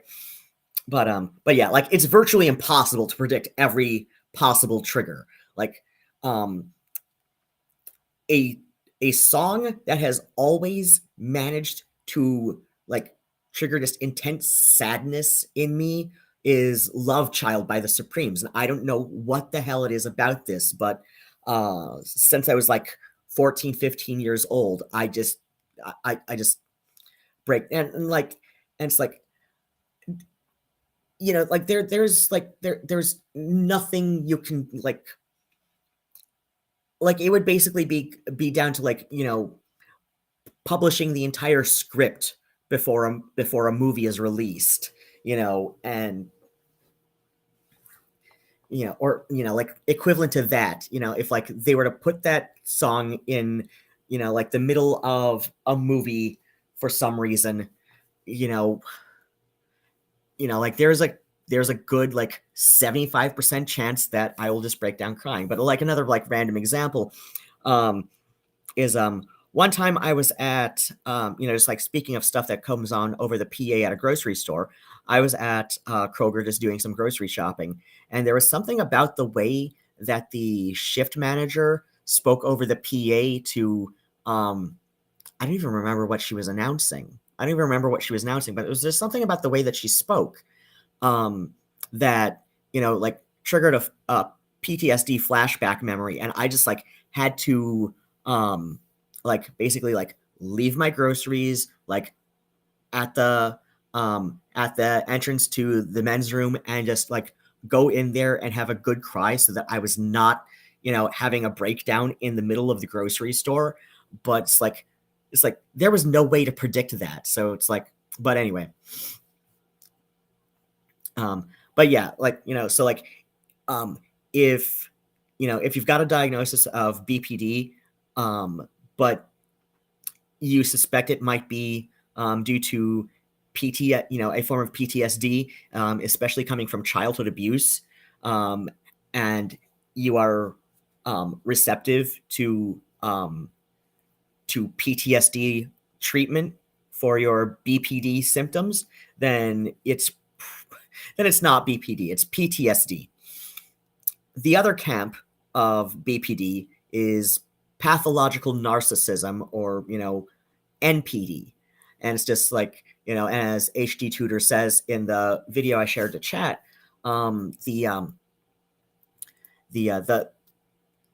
there is a marked gender disparity in the diagnoses of NPD versus BPD.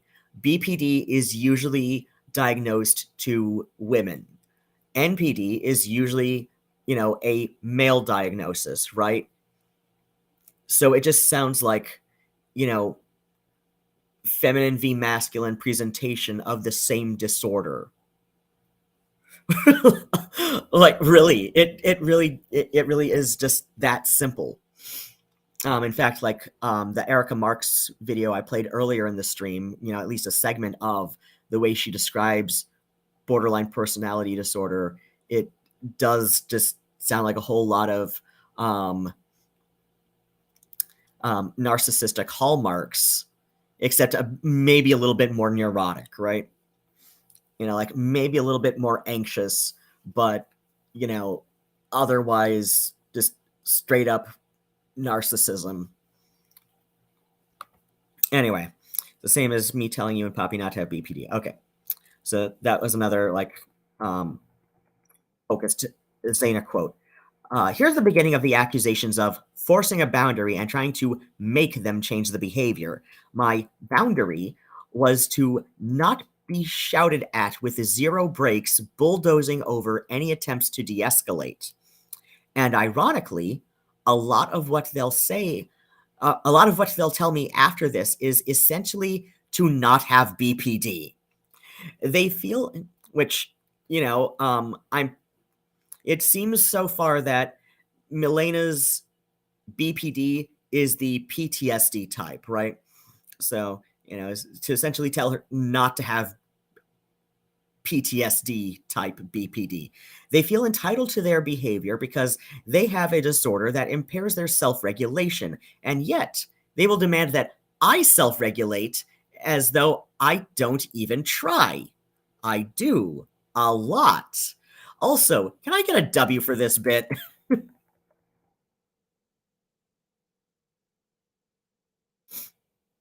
But yeah, it does appear like, from everything we've read from, Milena, she does attempt to self-regulate. She does, she does take a moment to, hold back, think about what she's going to say before she says it.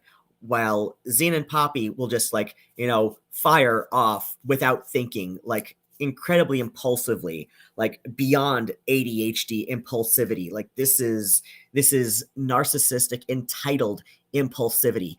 They have the right to, fire off bum bum bum bum bum, all guns all blazing, bum bum bum bum bum, without thinking. They are entitled to do this. But you, Milena, you have to try harder. You have to try harder to just hold back. No, I don't have to hold back. I have a disorder that makes it hard for me to hold back. That makes it all but impossible for me to hold back. No, you can get treatment, as we learned in the Tracy Marks video that I played earlier in the stream. PMDD has many treatment options. The difficult part might be finding the treatment option that works best for an individual patient, but there are treatment options. They are not especially difficult treatment options. Zena just doesn't want to do them. Okay, so recap. Milena, to be frank, I've felt somewhat infantilized throughout this, as though I'm somehow wandering through my own triggers like a lost child and asking you two to handle it for me. When did I say that I was blameless in the situation? My point is that the blame is not the issue. I'm focused on how to figure out how to navigate our way to the solution. Zena, you asked me if you could leave voice calls. You always have that power and never need my okay to do so. Yet, I'm having to reassure you that it's okay to do so. Milena, I don't like how you frame things like they should be obvious when it's clear that we have different emotional reactions to them and they deserve clarification. It's not weird to wonder if you'd take offense to me just dropping out of a call mid-conversation. It's the equivalent of hanging up on someone when the argument gets disagreeable. Some people could see that as an escalation. I know I have the power to leave. I wanted to understand how that would affect you, especially since we were talking about how I could handle these situations better. Again, this is perfectly reasonable. I say more here. But so odd that Zena continues to have these fucked up interpretations of situations that feels like they should be obvious, especially in the context of conflict resolution. Am I the one being unstable here? Toxic? Afterwards, I found out that a friend of mine, let's call them B, was canceling on me last minute. Oh, canceling on me last minute, right? Yeah. Canceling plans. Oops. We hadn't seen each other in months and had planned this 3 weeks ahead of time, but they'd gotten too drunk the night before and were hungover. Felt high priority all around. This compounded with additional stressors in my personal life to make me feel trapped and alone and unimportant. I tried to self regulate through it, but it just cascaded throughout the day. It was rough. I sent this to Poppy later that day. Milena, I really fucking miss you. Cute little gif. Yeah, I know it's irrational, but I'm really scared that I'm never going to get to hold you like this is the beginning of the end. I'm sorry. I'm scared and there's no room for me to ask for what I need. I don't know what to do. I love you and I don't know how to talk to you or keep doing our fun little things like ERP while this is going on. It clouds the lens. I can't focus. I feel so fucking alone right now. Poppy, love, we are okay. We will get through this. Milena highlight. I know that it's irrational, but I'm really scared that I'm never going to get to hold you like this is the beginning of the end. Oh, that sounds ominous here. I'm sorry. I'm scared and there's no room for me to ask for what I need. I don't know what to do. I love you and I don't know how to talk to you or keep doing fun things like ERP while this is going on. This is significant. Oh, you're right. Okay. I didn't know how to engage with her while this is happening. We had an erotic role play ERP going on the side that was phenomenal. It hit over 70,000 words. But I couldn't get into a sexy mindset with all this. I told her that. Remember this. Later, I was doing badly. I had a trip planned to visit my only other partner, Athena, who lives 2 states away. I would leave on Wednesday and didn't want this situation hanging over that trip. I hadn't expected it to take this long to talk. So I sent this and off we went. Scroll. Milena, Tuesday night is the last night that I can easily have this conversation until next Wednesday. Is that doable for you guys? Poppy, yeah, let me see if that works for us, but why are you gone for a week? Milena, visiting Athena. It's the first time I've seen them in over 2 months. Poppy, remind me who Athena is. I'm having a hard time remembering because it's late. That's the long-term partner, correct? Or at least the former one. Milena, current partner, lives in Washington. Weird ambiguity. Poppy, got it. I remember now. Oh, wait. Okay, 2 states. Okay. Okay, so there is a time zone difference from, okay, because, yeah, Poppy and Zena. Oh, I don't want to go all the way that. Okay. Poppy, got it. Remember now. You have fun with that. I'll see if I can find a time to negotiate to talk. I think there's more to talk about than just the stuff with you and Zena. Things have gotten weirdly tense between us, and I'm not entirely sure why, but it's got to the point where it's even affected the one way we actually share intimacy.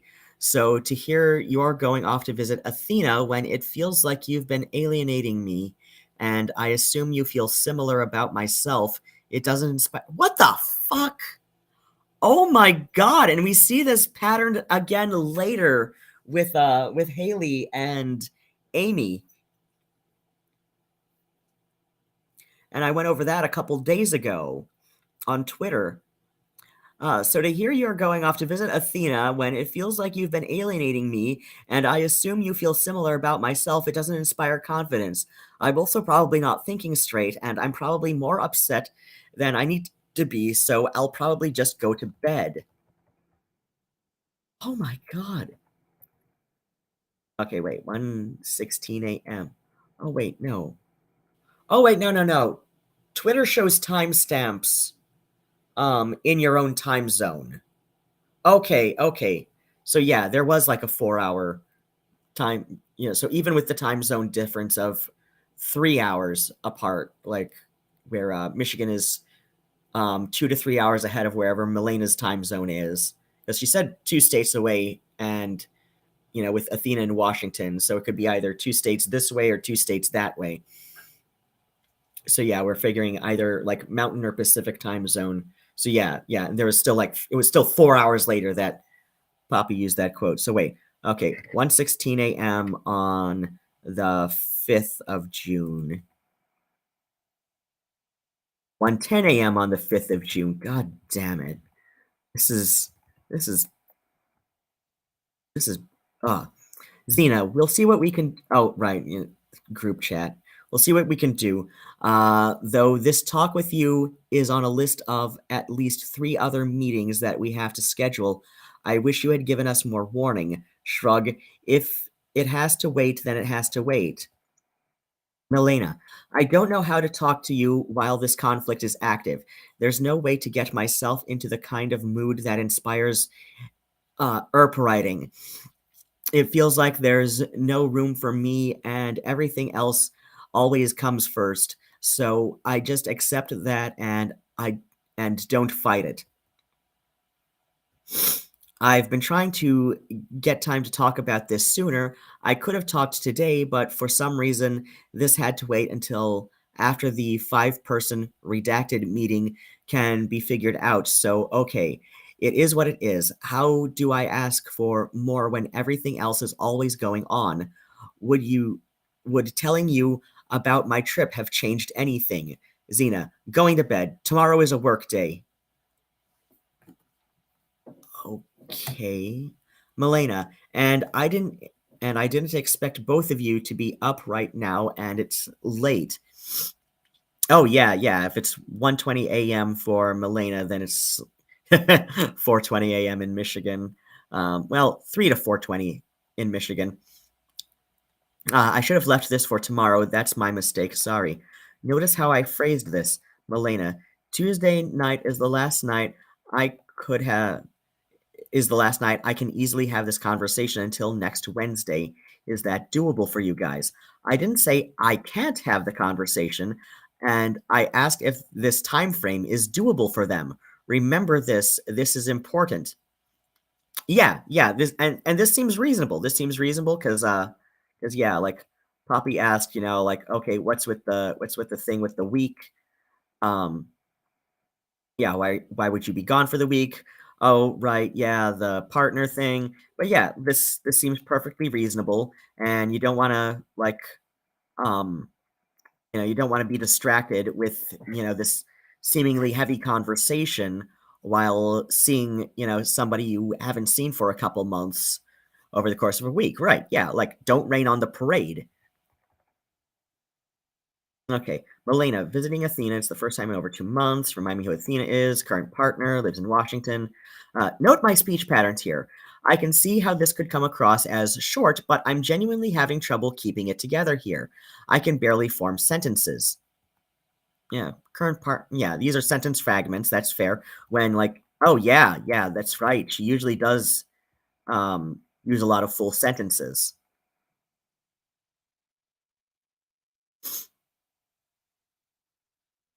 Uh, Got it. I remember now. You have fun with that. I'll see if I can find a time to negotiate to talk. Probably just go to bed.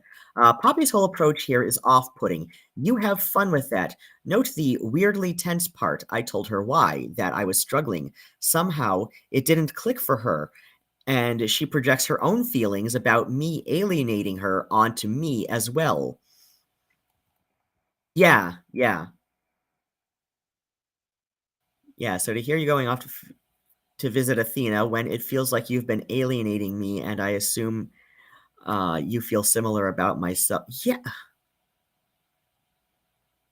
Yeah. Why would she assume Milena feels like this? I mean, I guess it would be fair to assume that, there's that there's a feeling of some tension between Milena and Zena, but at the same time, like Poppy and Zena have this absurd codependency that I just do not often see in polyamorous couples. Um,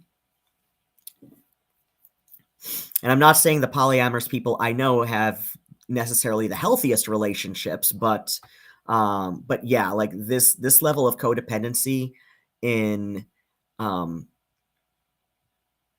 in this kind of relationship, like it's not a closed triad. Polyamory. This is bizarrely codependent. Anyway, um, uh, okay.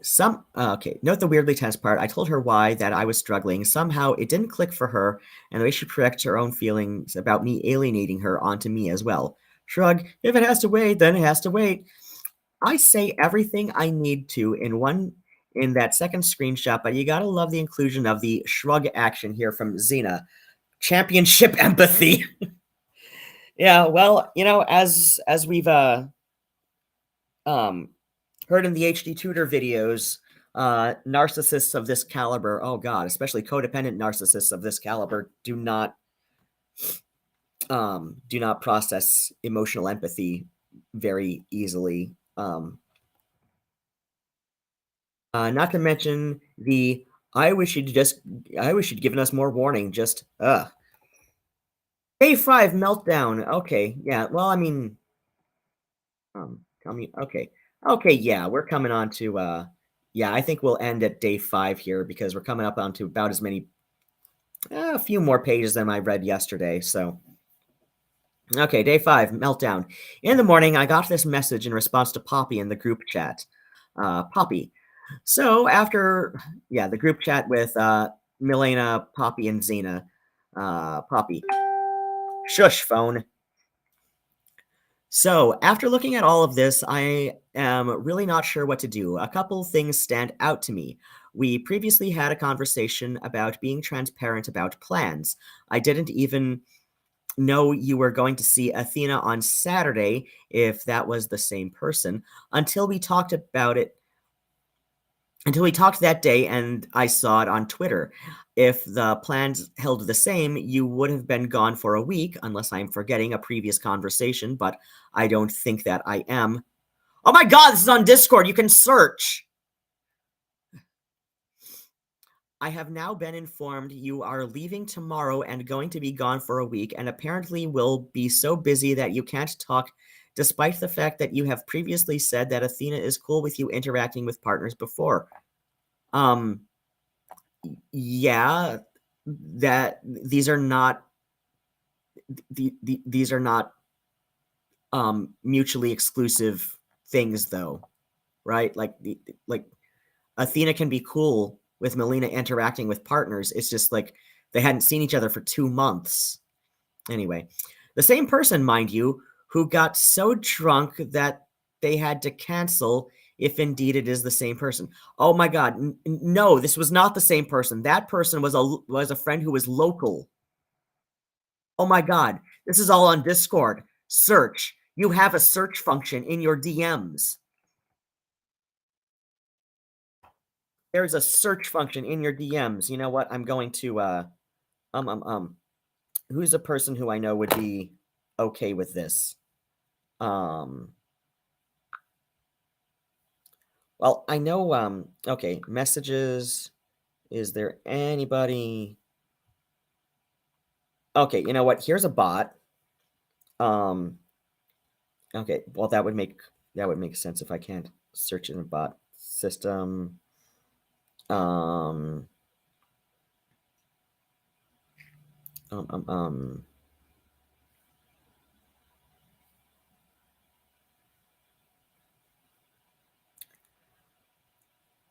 Okay, let me find someone I haven't.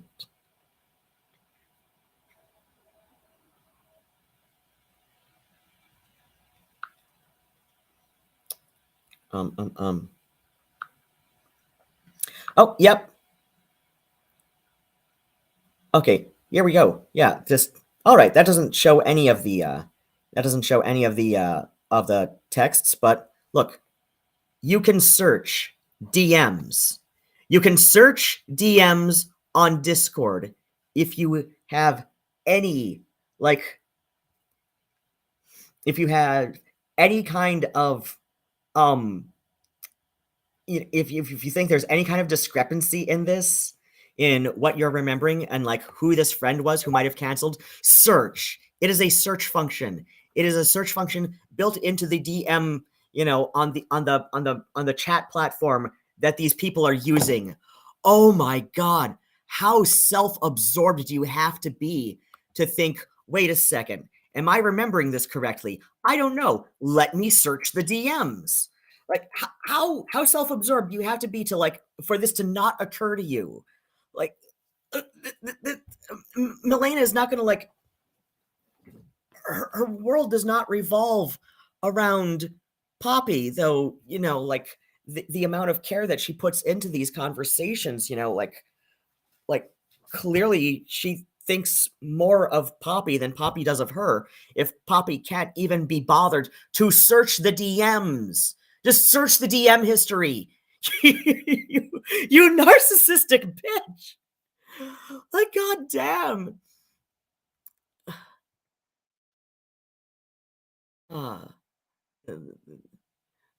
If indeed it is the same person. So yeah, this all feels really crappy. It is hard not to be upset at you and judgmental towards your partner. I still feel that relationship disquieting, but I could have dealt with a week away if I had proper notice, like we have previously discussed. If I have the data points wrong, feel free to point them out. You can search the data points in your DMs. And to answer your question, that by the way feels toxic as hell, yes. Telling me about your trip would have changed two important details. You would have been honest slash in integrity with our previous discussion, and there wouldn't necessarily be a ticking clock trope around your conversation with Zizi. That feels manipulative. What?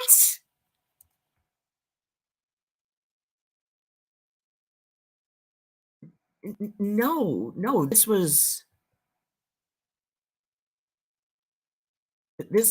saying that, like, look, I have plans. I informed you, I am reminding you.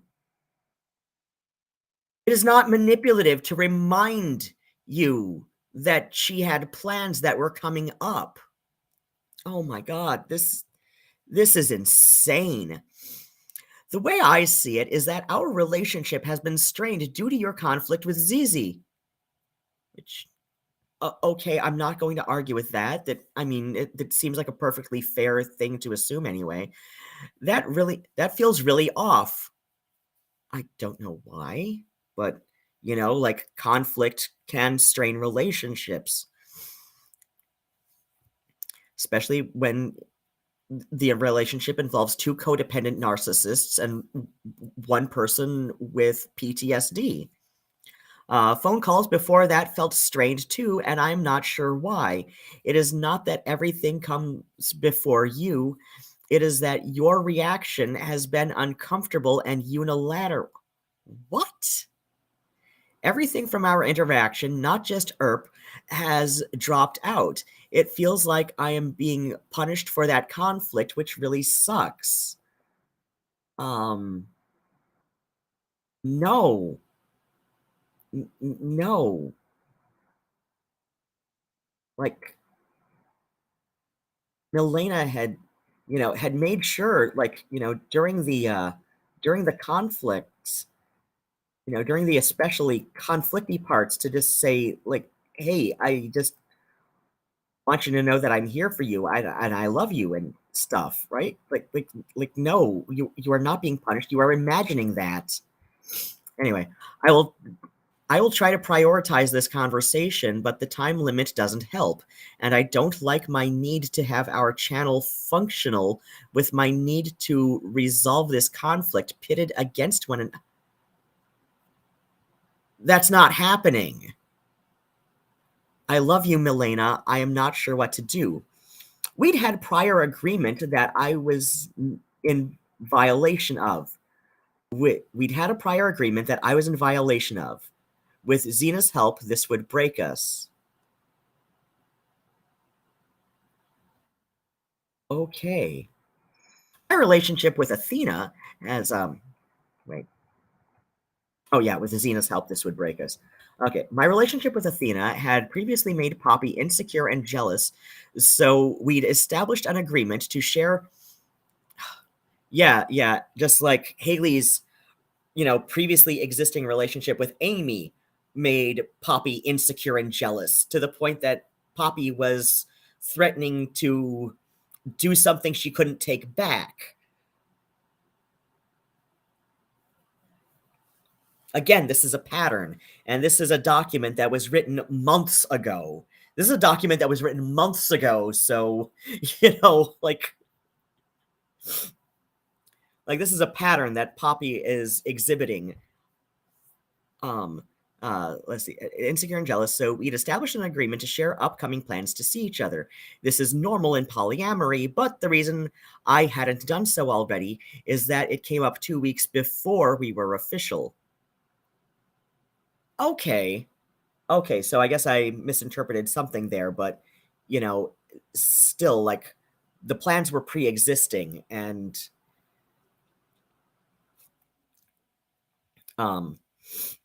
so, like, before, cementing the Poppy-Milena relationship, but the plans were already existing, so, it's just like, hey, I don't. Okay, so it was just like saying, hey, I don't think you were aware of this, but these pre-existing plans were coming up.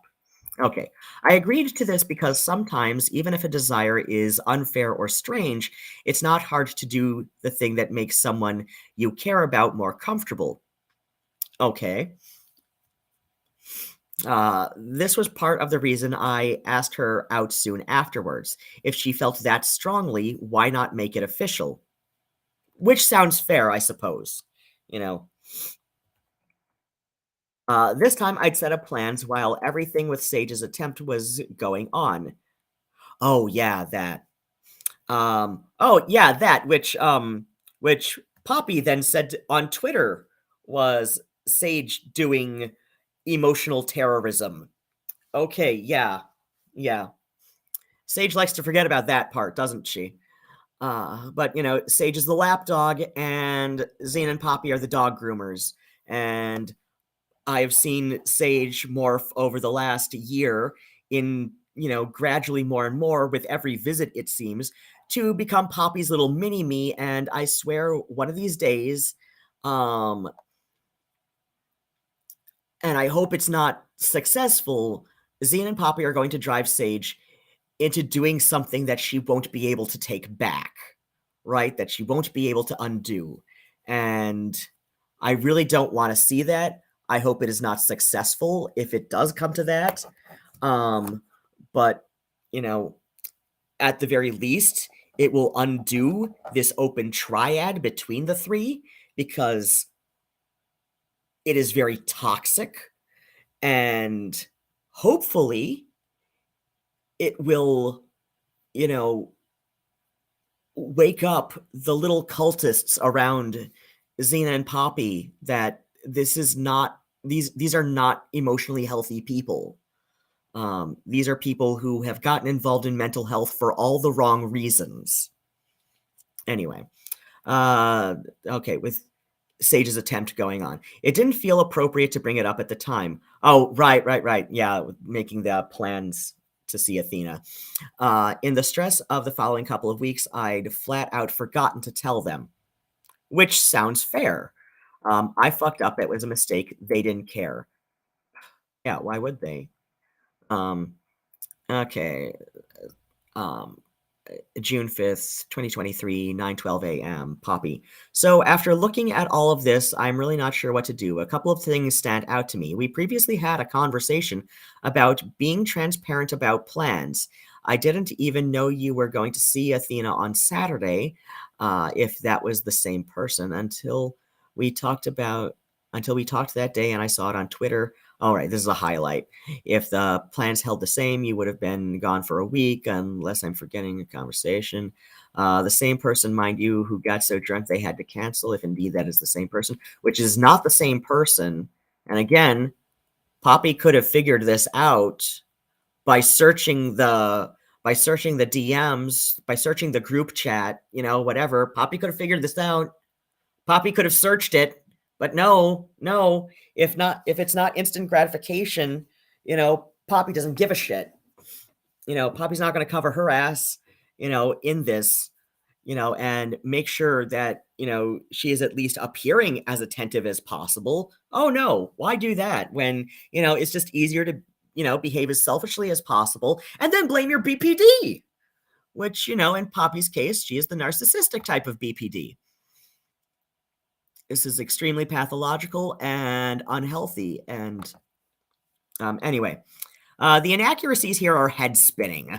I don't know how Poppy conflated my friend flaking on our weekend plans with my trip to see my partner 2 states away, but that's what she ran with. I do correct the data points afterward. She never acknowledges her mistake. Of course, why would she? This is a pathological narcissist we're talking about here. Anyway, and to answer your question, that, by the way, feels toxic as hell. Yes, telling me about your trip would have changed 2 important details.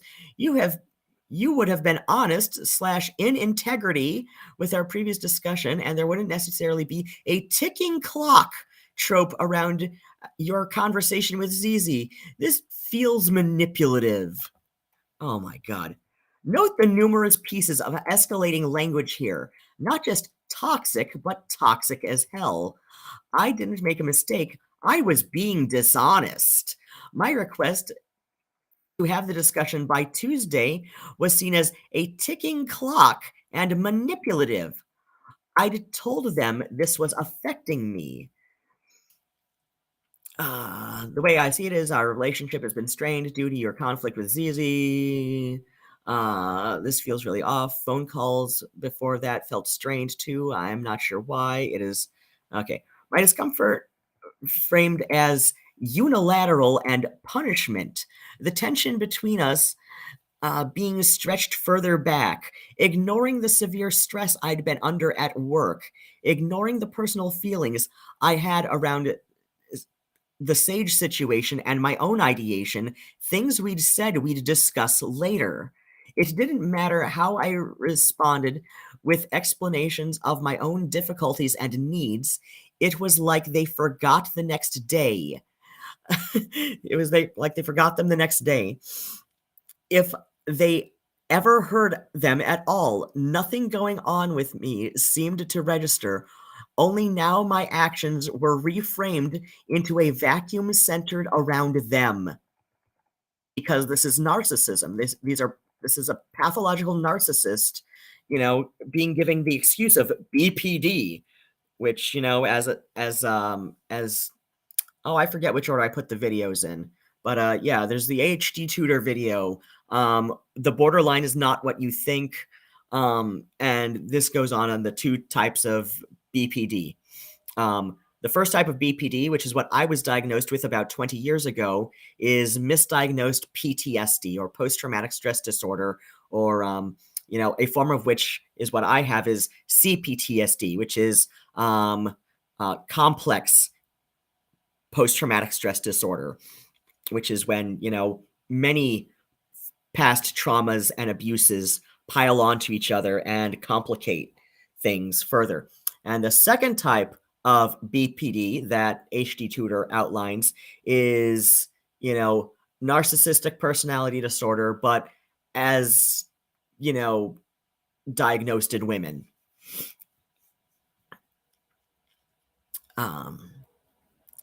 Let's see. Milena. I have responses to all of this, but I don't want to send them over text. I feel like this whole thing has just been exacerbated by it being over text. There are several data points in here that are wrong and in bad faith. I don't think either of you understand the level of triggers that were hit for me. I'm not trying to vilify either of you or anything with that. I'm trying to express that this tapped into the kind of shit that made me not talk to my cousin, one of my most trusted and close people, for 3 years, and how my family just kept brushing me off about it, and so I just wasn't included in gatherings for that whole time. It's not the only time something like that has happened either. I'm just trying to say that this is hard for me in a way that you don't realize, and I don't know how to express, and I need to talk about it. The friend I was going to see this weekend wasn't Athena. Athena lives 2 states away. I thought I'd brought this up before, but now I feel crazy, so I guess not. There's so much going on, and I forgot, I guess. I thought I mentioned it, maybe not so recently because of everything happening, but I thought I did. I'm not hiding anything. I just don't want this fucking me up during the trip because it's the only time I get to I it's the only time I get in person with someone who feels like a safe space. It's not fair for me to not have that safe space because it took over a week to have a call about this. I know there's been stuff going on, but there's been stuff going on constantly for weeks. If there's no room for me, then there's no room for me. And maybe I'm forgetting something, but then I just need to talk about it to be reminded. Friends and even my dad have been flaking on me, and it's just been making me feel worse. It all compounds. Again, perfectly reasonable. This is a perfectly adequate way to put this. I don't think I would have. I mean, I would have put it in my own style, but yeah, this sounds completely fair for her to say. Milena is in the right here. I am freaking out to the point of sometimes feeling nauseous, like right now, and it feels like it doesn't matter to you, or at least that it's not being taken seriously. And I keep trying to express that I don't feel comfortable enough to interact until this is resolved, and it's being treated like manipulation and toxicity. You're calling it punishment when I've been hurting this whole time and wanting so badly to just be able to talk normally. I'm not trying to attack. I am begging for help. Maybe I could have handled this better, but it's really unfair that my missteps, because of my PTSD. Yep, this is PTSD type BPD. BPD is not, it doesn't seem relevant. Like, there might be, some NPD kind of like there may be some narcissistic tendencies, and HD Tutor is really good about differentiating between a narcissist and someone who is otherwise not a narcissist, but who nonetheless has, strong narcissistic tendencies or traits, right? He even explains how, at least the way he sees it, empaths will often have at least some strong narcissistic traits, but they will be they will be mitigated by a strong emotional empathy. Okay. I'm not trying to attack. I am begging for help. Maybe I could have handled this better, but it's really unfair that my missteps, because of my PTSD and mental illnesses, are seen as manipulative and toxic, and everyone else's are understandable and are accepted and treated with patience and good faith. What did I do? My response to this situation was to try to understand more and figure out a way to do better in the future. And now I am just getting worse every day, and I'm getting desperate. Please, I just want to talk about this. This is why I hate doing these things over text.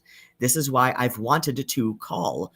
We just need to talk with voices and everything to get the full tone and cadence. Again, this sounds fair. This sounds very fair. so our minds stop filling in the blanks with our own insecurities and traumas and fears. I'm not trying to be manipulative or hide. I just need to feel like this matters. I don't see why it's being framed as a choice between the channel and me. We could have talked in any of this time where the editor conversation hasn't happened. I don't understand why it has to happen after that. I don't understand why it has to happen after that. I just don't understand, and I'm asking for help. I just need help, please. I know this is just my brain being shitty, and I'm sorry that this is the first relationship that I'm having, and I'm sorry that this is the first relationship that I'm having since my super abusive ones. Oh, Athena. I tried to warn you. I'm sorry this is high maintenance right now. If it's too much, I get it. This is kind of a perfect storm of triggers for me right now. I'm sorry. I know I'm a lot and you have a lot going on. I just need to talk. A week is too long for me to sit with this. I'm hurting really fucking badly, and apparently I don't know how to ask for help in a way that isn't taken as me being shitty. I'm sorry, I just want to fix this. Oh god. Zena, you're not the only one with triggers. Oh my god, she didn't say that. Frankly, the triggers are your responsibility. That's just the way of it. She didn't say they weren't. Telling me to change my behavior, especially one that is a biological oh my god. This is the PMDD again. Isn't going to change the fact that you have those triggers. Oh my god. What the hell? Look, you. I hate the fucking touchpad. Okay. If you are a recent watch on the stream, I saw that the thing shot up a few people on YouTube. Feel free to hit like and subscribe because I'm going to continue with this tomorrow. But here's a link to Dr. Tracy Marks. She's a wonderful I think she says clinical psychologist. Or maybe she's a psychiatrist. I don't remember off the top of my head right now, but she goes into PMDD. PMDD is treatable. The behavior is the result of a biological function, but it can be treated. It can be treated through a combination of lifestyle changes such as diet and exercise and sleep schedules and regimes, and also medications, which can include basically estrogen blockers, basically hardcore estrogen blockers, which, Dr. Marks has said, did say in her video can be a bit extreme, but if that's the option that one wishes to go with, it sounds like it could be beneficial perhaps for Zena to try. But and if that doesn't help with the behavior and all of that, then it's because Zena doesn't want to change the behavior. It's that Zena, just finds it easier to lash out and be angry and, abusive toward people. Milena, it's really frustrating that that's the part you focused on. That's not what I was saying, and I'm not trying to have that conversation here because it's likely to get difficult over text. Again, this seems kind of fair. Zena, then what conversation are you even trying to have? Was still typing before you posted, like nobody cares. Nothing dangerous happened to you. You are not in any situation that you can't just leave from. Nothing around PMDD is happening to you either. Use your tools. Oh my God. This is, like asking if there are things that can, like as was discussed in the day one part of this document. These are things that will ultimately help Zena as well. Like Milena is being like more than helpful, or at least trying to be. Like if there's some, this will just be all around helpful. Like you don't have to be, in Dr. Tracy Mark's video explanation, you don't have to be the werewolf. You can be the how wolf, I guess. Like, I don't know, like, how are you doing? It can still be wolf week, but it can be the wolf dog hybrid link week, where it was a little bit more docile, a little bit more tame, like maybe still some unpredictabilities with, like the mood swings, but generally easier to manage, right? Doesn't have to be wolf week. It can be wolf dog week, right? Like Milena offering, like, is there anything we can do so that, this is easier on both of us? Like that was the goal. This is Milena trying to be helpful, not just for her own state of mind, but for Zena as well. Like, this would prove helpful to Zena in the long run if she wanted to get some kind of help with managing her PMD. Oh my gosh. Poppy did it earlier in one of the receipts, and but yeah, if Zena wants help with managing this, like it will be all around more helpful. Like, these symptoms, it's not like, yes, there's a biological function underlying, the behaviors that resulting from PMDD, but that doesn't mean that, like, this is not, this is not anything that's unmanageable. It's not anything that's unmanageable. Zena just doesn't want to manage it because Zena just finds it easier to lash out and be monstrous. Okay. It's not the mental illness or PTSD that is the... It's part of the issue. It's how you choose to act and communicate. Oh, like with your PMDD? Yeah, that is, that is, you're saying that's the issue, but yeah, like, you still choose how to act and communicate revolving your PMDD. You choose whether or not you wish to, you wish to treat it properly, whether you wish to find a treatment that works, which is an action. Correct me if I'm wrong. But no, that, yeah, you choose how to manage your PMDD. You selfish person. Let's see. There have been direct conversations with you about needs that Poppy has in the relationship, and you didn't act in accordance with any of those agreements. Oh my God, she literally just said that she forgot. And, and it was an honest mistake. Oh my gosh. Whether you intended it or not telling us with more warning did create a situation where Poppy and I are having to choose between multiple things. The channel is a job for us, which you haven't updated in 2 weeks. Wonder why that is. Could that be because about 2 weeks ago, all hell broke loose on Twitter because somebody dumped you twice in less than 48 hours and Poppy had a meltdown?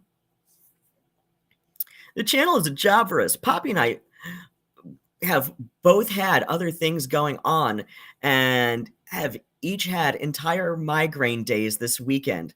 One of the days we were also dealing with, redacted, we didn't manage to get grocery shopping done. You can put those kinds of things. These are, I don't want to say that, like, channel stuff is not a job, because it is like many people have made, stable careers out of it, but it's a job that you are ultimately in control of. Like, you can put these things on hold to get other things done that like need to happen, like grocery shopping. Like, if you are having emails with your editor, you can send off an email with the editor and say, "Hey, I need to put this on," saying, "Hey, I was hoping to get that email from you by, let's say, 8 p.m. my time zone. I don't have it. I need to go grocery shopping before Kroger closes at 10. Behold, a window open. You can get your shit done and also get channel stuff done. Don't blame the channel for your poor planning skills. Like, I have executive dysfunction from ADHD. Oh well, like this means that I do not have the best like inherent sense of how to plan things, but I still manage to do it. And if it doesn't get done, and if like all the things that I, that at the beginning of the day I said I needed to do, if like all of them don't get done, if I only get done like 3 out of 5 things, then it's like, well, that's on me. Something happened and my planning did not go the way I hoped it would be. One time I got on the wrong bus twice, right? One time I got on the wrong bus twice, and that screwed up my entire day. Like, because I got on the wrong bus twice, I spent 4 hours on the bus just trying to get myself turned back around. And at that time, I had there was because of all the time with everything else going on, because of everything closing at certain times, I had time to do one thing on my list of things that I really needed to do. But you know what? It wasn't the bus driver's fault I got on the wrong bus. If I had any question when I got on the bus, like which direction it was going, I could have asked to clarify. I do believe my phone was very low on charge, which was probably why I didn't check the app. But yeah, like one time I got on the wrong bus, and then I got on the wrong bus, and then I got on another wrong bus trying to find my way back to the right bus, right? So like this sucked 4 hours out of my day that I was either on the bus or waiting at a bus stop. It destroyed my day. Like, it seriously destroyed my day. But, like, it was still on me. It was still on me. Somewhere in the chain of events, I did something stupid. And then I did another thing stupid. And I spent the rest of the time trying to fix the first stupid thing I did. And then at the end of the day, I only had the time to do one thing on my list of, let's say, 3 things.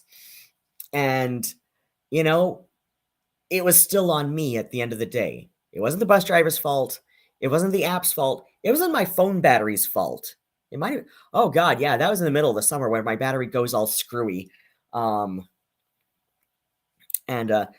yeah, like, it wasn't the Android programmer's fault or anything. Like, no, it was on me. If I can't get things, if I have a day where I miss getting grocery shopping done, that's on me. That's on me. That's on me. If I am in the middle of doing something and, like a crochet job for, oh shit, I need to, it's been a few days since that person placed the order for the bookmark, but I know from experience that's like a 4-hour job. I can, and tomorrow is a Saturday, so I can do that easy peasy tomorrow. But yeah, like if I'm in the middle of a crochet job and I just completely lose track of time and suddenly it's like 9:30 and the next bus that would go in the direction of Kroger is 20 minutes away and Kroger closes at 10. Well, and it's like a 15-minute ride between my, the apartment I was at the time and the Kroger that I got to. But like I said, it's like 9:30 when I get hold of when I'm back on track of time. I was like, no, this is on you. If you didn't get grocery shopping done, that is on you and Poppy. Like, I'm sorry, you're like trying to, the way that Zena's wording this sounds like they're trying to like, they're trying to make Milena feel burdened by this, when it's like, no, this is your own poor time management skills. Like you can work with, you can learn skills that will help you improve these. Get grocery shopping. I wasn't able to do any training with the mod team this week either. Again, like that just sounds like poor. That just sounds like, poor executive function skills. We're still trying to stream today and tomorrow. Okay, fair. When you suddenly tell us that there's a deadline, you are putting your needs at odds with ours.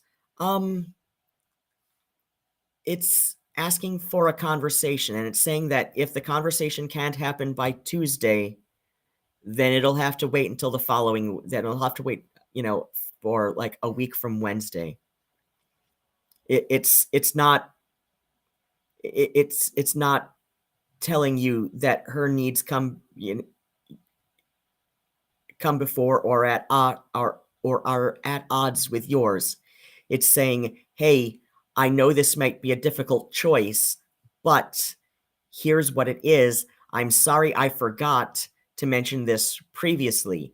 And, I honestly wouldn't be surprised if, she had actually mentioned it previously, but, I'm just, okay. Putting your needs out. No, there is still, like, she's expressing her needs.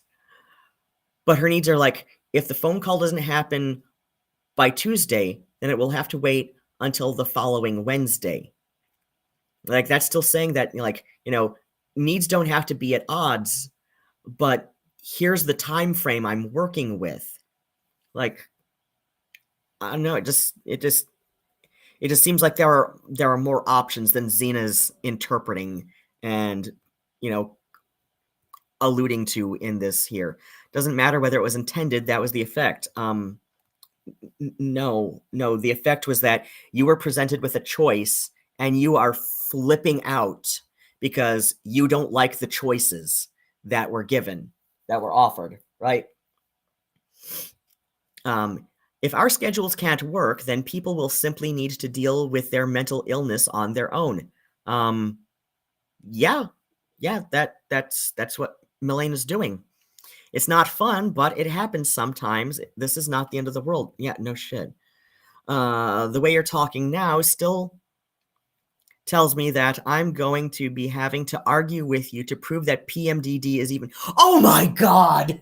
Oh my God. I'm going to have to argue with you to prove that PMDD is even real. And what? Oh, that is insane. That is an insane assumption to make. That is an absurdly insane assumption to make. And I don't have the energy for that right now. Yeah, you don't have the energy to keep your marbles in one bag, honey. I'm also balancing my own set of triggers. Okay. And those are yours to deal with. Use your tools, honey. Right now, you're saying that you want the full tone and cadence, but you made it clear that I can't talk to you that way. No, she made it clear that she is uncomfortable with being yelled at and that she may need to abruptly end the phone call, which she knows that many people would interpret as an escalation. And she just wants to make sure that this won't escalate things. It's not saying that the call can't happen. Like, you can also recognize when you need to step away from the conversation. Like, I've had that kind of labile anger, like, especially before HRT, In my case, going on testosterone made me a lot calmer and a bit more in control of my moods. Yes, I still have, some issues with managing anxiety and frustration, but I'm not an angry person anymore. But yeah. So yeah, like trying to blame HRT on your insane anger doesn't work with me. Maybe it worked with Milena at the time, but it does not work with me. Like, no. Like your inability to you're lacking ability, and especially lacking a very obvious lack of desire to manage your mood swings in a more functional manner, so that it improves your relationships with everybody. It improves your relationship with yourself. Like, that is very abundant. And oh my god. You trying to troubleshoot what to do with a disorder you don't understand isn't going to work. Oh my god, that's not trying to that's asking for options. That's asking for options.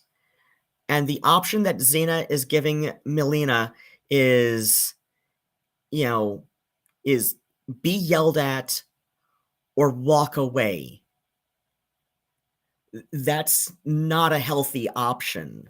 Like I find it appalling that Zena finds that acceptable at all.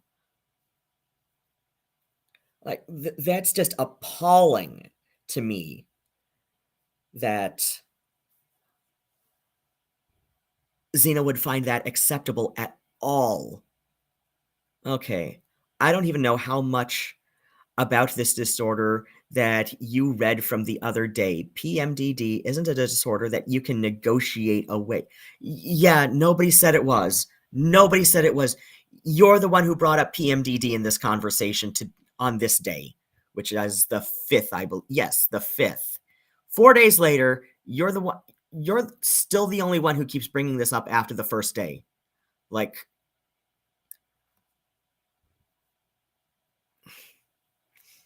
this is projection. This is just straight up projection.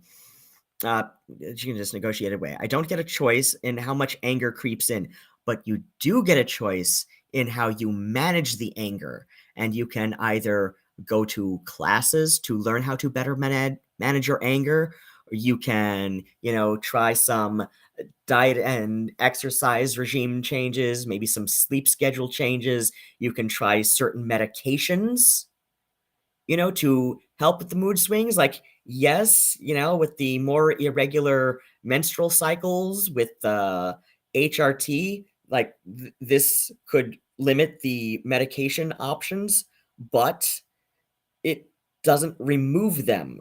There are options to dealing with your PMDD. You self-important person. Like, this is just pure narcissism here. This is just making excuses to get away with being abusive. I don't get a choice in what emotions to feel, how long, or how intense to feel them.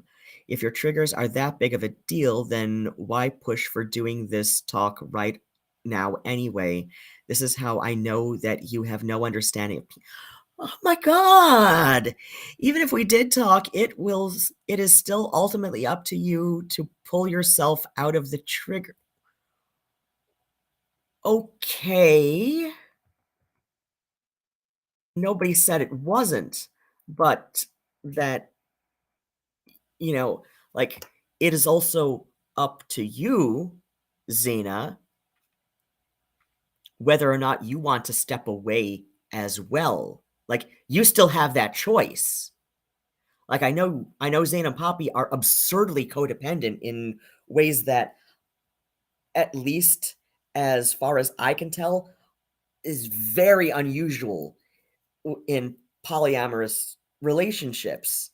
Like, these two are absurdly codependent. as is evidenced by so much of what's coming out of Milena's receipts. And it's just this is absurd. This is absurd. Let's see. Milena's notes. I told them on the first night that the anxiety was making me nauseous, and they just kept giving me more reasons to be worried. This was the me at my most vulnerable, literally begging for compassion after 4 days of enduring bad faith and projection from them, particularly Zena. And more highlights. Zena, you're not the only one with triggers. You're important to both of us. You are. Oh, Zena on the 5th. You're not the only one with triggers. Zena on the 27th of May. So about, yeah. Okay, so about a week and a half prior. You're really important to both of us. You really do make our lives better. Wow. Zena is the quiet one on camera, but behind the scenes, this is who they are in conflict. Volatile, quick to anger, cold, and relentless once they feel justified in their cruelty. There's a lot to unpack even just here. Compare that to this message from just a few days before. Nothing dangerous happens to you. You are not in any situation that you can't just leave from. Nothing around PMDD is happening to you either. Use your tools. The change from a safe person to one so cold is one that I have a lot of traumatic associations with, familial and otherwise. Yeah, this is starting to bring something up with me too. Note the invalidation here, the condescending use your tools, as though I hadn't been using them for days to be as little of a bother as possible. Absolutely. It's not the mental illness or PTSD that is the issue. It's how you choose to act and communicate. There have been direct conversations with you. Zena uses their PMDD as an excuse for their cruelty, but then refuses to accept how they're affecting me. Not only do they invalidate my circumstances here, but they reverse the situation into something where I'm the problem. Days of this, but my suffering is my fault. Yeah, and no, PMDD is a mental illness. It is a mental illness with an underlying biological cause. Yes, many mental illnesses are. Best X has a serotonin deficiency. Like his brain doesn't, like have the right serotonin receptors. And he is a much, easier person on Zoloft than when he is not. But again, like that is a neurochemical imbalance. That is a, as in neurochemical, as in like it is physical in his brain. Ergo, it is a biological root for his mental illness of chronic depression. But, when Best X and I would be having shouting fits when we were both in depressive cycles, like, like we were both, behaving badly. And, it's hard to say if any one party was especially abusive. I would hesitate to say that either one of us were an outright abuser, because, like we were both very depressed people, and the depression was just in this like bizarre cycle, that is just like feeding into, our depression, our depressions were both like feeding into each other in very, unhealthy ways. So, so yeah, like but yeah, like the like I said, like he has serotonin receptor malfunction. I forget what he said it is, but it's a biological cause, it's a biological root for his chronic depression. My my depression is like I think it ultimately comes more from PTSD kind of stuff. So it's like, I mean, you can get into how like, the neurology of the brain is like like physical, biological and stuff. But, like, and yeah, that's the thing is like, a lot of mental illness does have biological roots to it. So I don't know what the hell Zena's going on about, like, like how PMDD is this like special exception that, gets to be a mental illness that is that is a go-to excuse because there's a biological cause for it. It's like, no, there's a biological cause for a lot of mental illnesses. Like, no, yours is not special. Yours is not special just because it's you, Zena. Like, there's a biological cause for a lot of mental illnesses, and this is just patently toxic. This is patently abusive behavior. Anyway, yeah. Okay. To act and communicate, there have been direct conversations with you about needs that Poppy has in the relationship, and you didn't act in accordance with any of those agreements, whether you intended it or. This is referring to a single agreement that I tell Poppy when I planned to see my other partner ahead of time. A lot of extremely stressful stuff was going on for both of us, and I forgot. Again, I should mention that I agreed to this weeks before we, as in Poppy and Milena, were officially dating. We're still trying to stream today and or tomorrow. When you suddenly tell us there's a deadline, you are putting your needs at odds with ours. Doesn't matter whether it was intended. That was the effect. Milena, Tuesday night is the last night that I can easily have this conversation until next Wednesday. Is that doable for you guys? Again, highlight, recap. I addressed why I asked for this in my message above, but I should also mention that I didn't demand a deadline.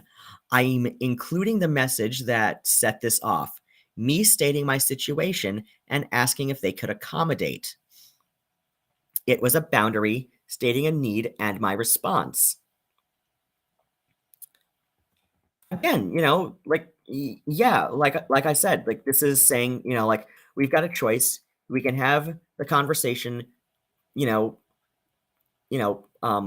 by Tuesday night.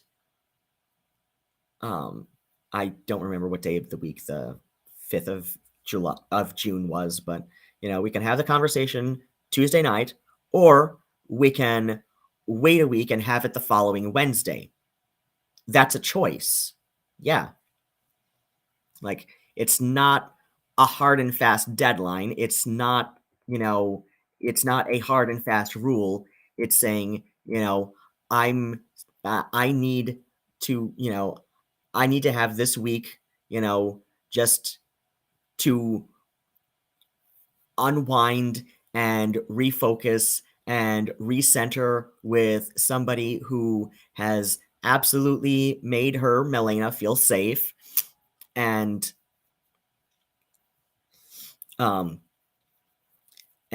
yeah, maybe there can be like some, more casual, like little chats here and there in that time, but we can't have this, this needed, more intense conversation. Again, like this is completely reasonable.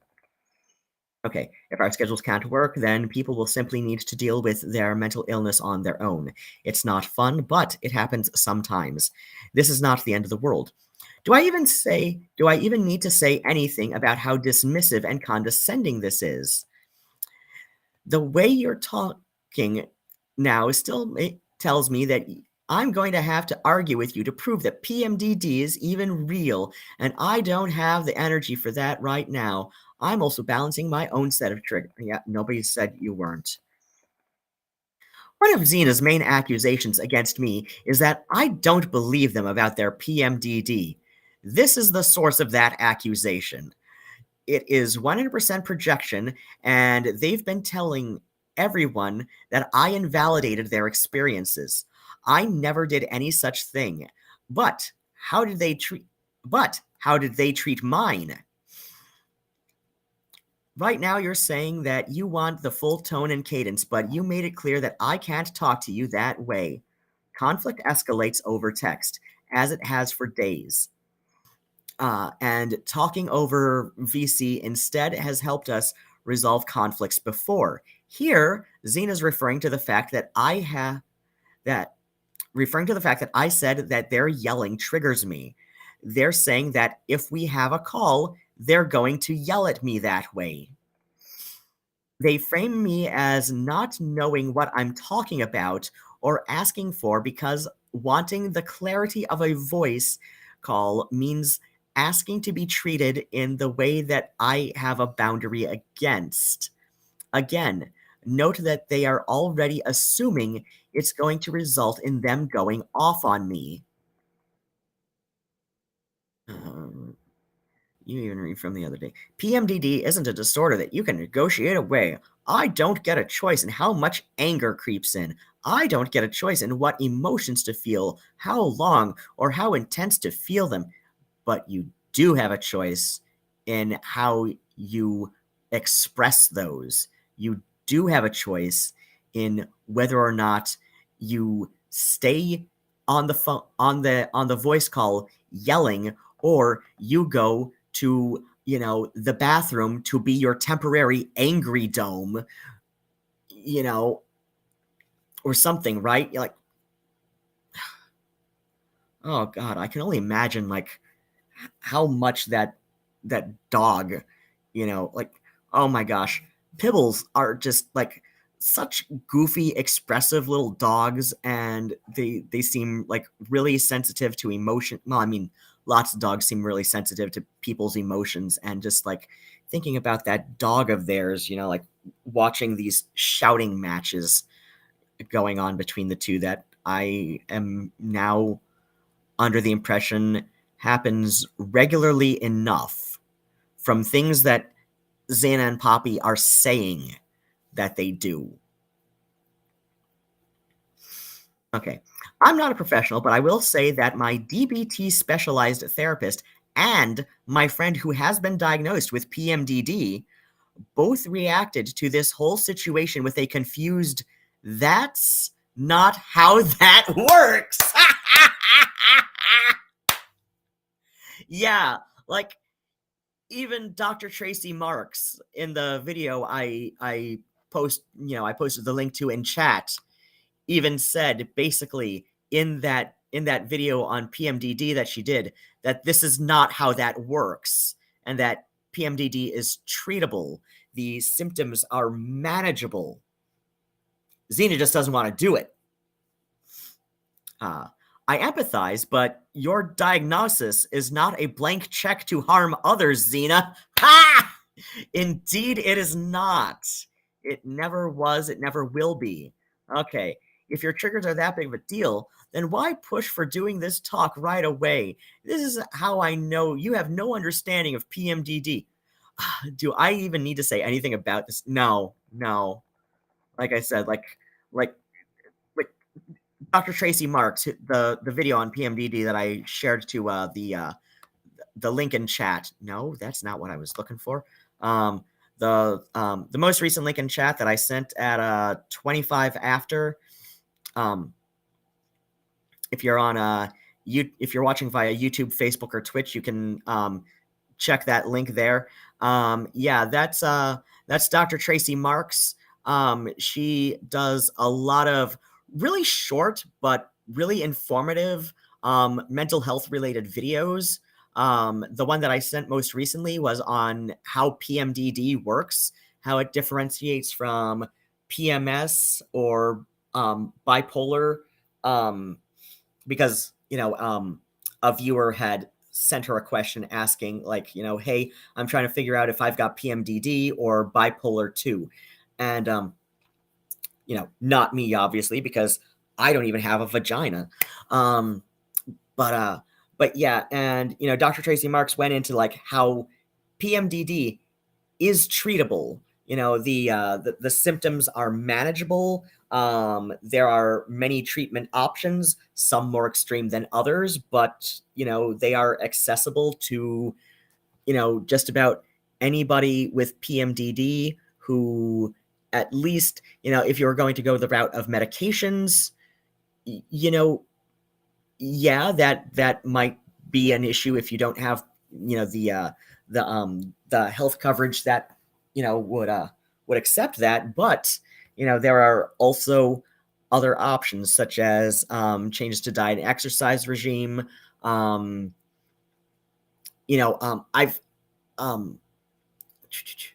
yeah, a friend of mine said that like an anti-inflammatory diet has helped with some of her PMDD. Yeah, I think there are her PMDD symptoms. So just simple stuff. Start with simple stuff and then graduate to medications. Like talk about it with the therapist about like how to like incorporate anger management skills. Like it's not going to make the anger go away, but it will help it become easier to manage. Like this is not just about improving the friendship, the now former friendship between Milena and Zena. It is about improving Zena's overall quality of life. Like that's why Milena was initially like asking things like, hey, is there something that that might help back on day one when I was reading this yesterday. Okay.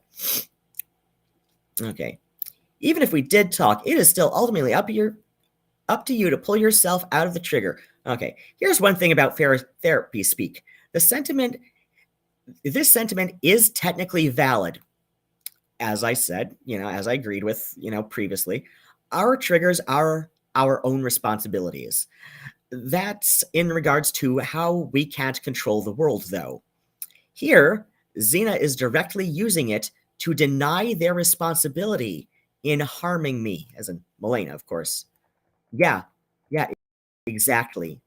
Milena, and scroll back up to read our exchange after the initial conflict. I was specifically asking questions to try and figure out how to accommodate the fact that you can't control that behavior. Zena, you can't, period. I've been living with this shit for years. That's not how this works. Milena, I didn't know that, and I was trying to find out. Okay, yeah, again, fair. Can't you at least see that I was trying to figure out a solution that wasn't asking you to change? Yeah. Zena, I've been trying medications for years. Not everything gets solved with a solution that... God. Your flashbacks are going to be there no matter what goes on with me. Anything that is vaguely similar-ish seeming, and I mean all of those words, can set off flashbacks. Milena, I don't want to talk about this over text. Thank you for sticking with me this far. I've been silenced and shut up and ignored for nearly 2 months now. Finally, being seen and heard helps. Makes me feel less crazy. If you're willing to stick with me a little longer, I'd like to conclude the next few messages here. Note that I'm trying to get them to see that I'm trying to play by their rules, trying to understand how to work within their parameters, to try to figure out how to resolve this and understand how to navigate any future incidents. Their approach shows no such intent, no empathy, but mainly, I want to point out to this as reinforcement of what I pointed out above. Zena takes absolutely no responsibility for how they've directly triggered my PTSD. Your flashbacks are going to be there, no matter what goes on with me. But yelling at her caused the flashbacks. You yelling at her caused the flashback.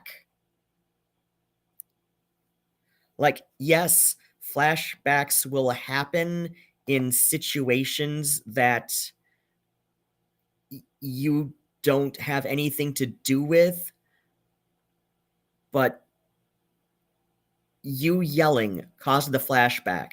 She was able to identify that. She said so. And you continue to dismiss this. I know I'm talking like Zena's right here, but it's I don't know. It makes me feel like there's a tiny bit of control here. Anyway, anything that is vaguely okay, whatever. Yeah. From the language used to the tone to the dismissal, this is, in a word, vile. Absolutely. None of this was ever condemned by Poppy, our mutual partner. She never acknowledged it, not my feelings, or how the way that Zena was treating me was terrible or even unfair or bad. In polyamory, this is referred to as a shitty hinge. She did, however, tweet about it a little later, but we'll get into that. Oh my god. Goddamn, 60. Wasn't I on page 50 when day 5 started? Hold up. Okay, we're on 61. Okay, 61 of 154.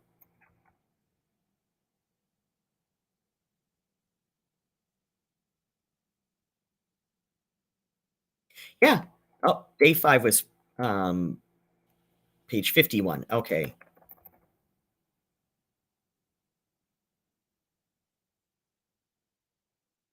Okay. This is still going. Day 5 still going. We're now 10 pages in. I don't want to talk about this over text. Then why send 3 or 4 Zena? Then why send 3 or 4 paragraphs? And Poppy is working still. You know that. I don't think that you want to hear what I have to say on this either. Milena, to address what I could about the paragraphs that were sent to me without digging in too deep, to address the urgent items about me potentially hiding things and lying and being toxic and manipulative. Zena, they were digging in though. Milena, and I'm still working. I'm writing this between meetings. All I'm asking for is time to talk, not over text. Please, Zena, there's no begging. That doesn't change that we're still busy. Okay. Yeah, she said she's busy right now. Are you even paying attention to what's being said? We said we could see what we can do, but I can't promise anything. That is the first fair thing I've seen Zena say in several screens. Nor do I want to be on voice with you while PMDD is still going, specifically meaning to hash this out. I mean what I say about the flashbacks, that is your brain doing things. But the flashback was caused by your yelling. It sucks, but you have control here. She didn't make you yell at her.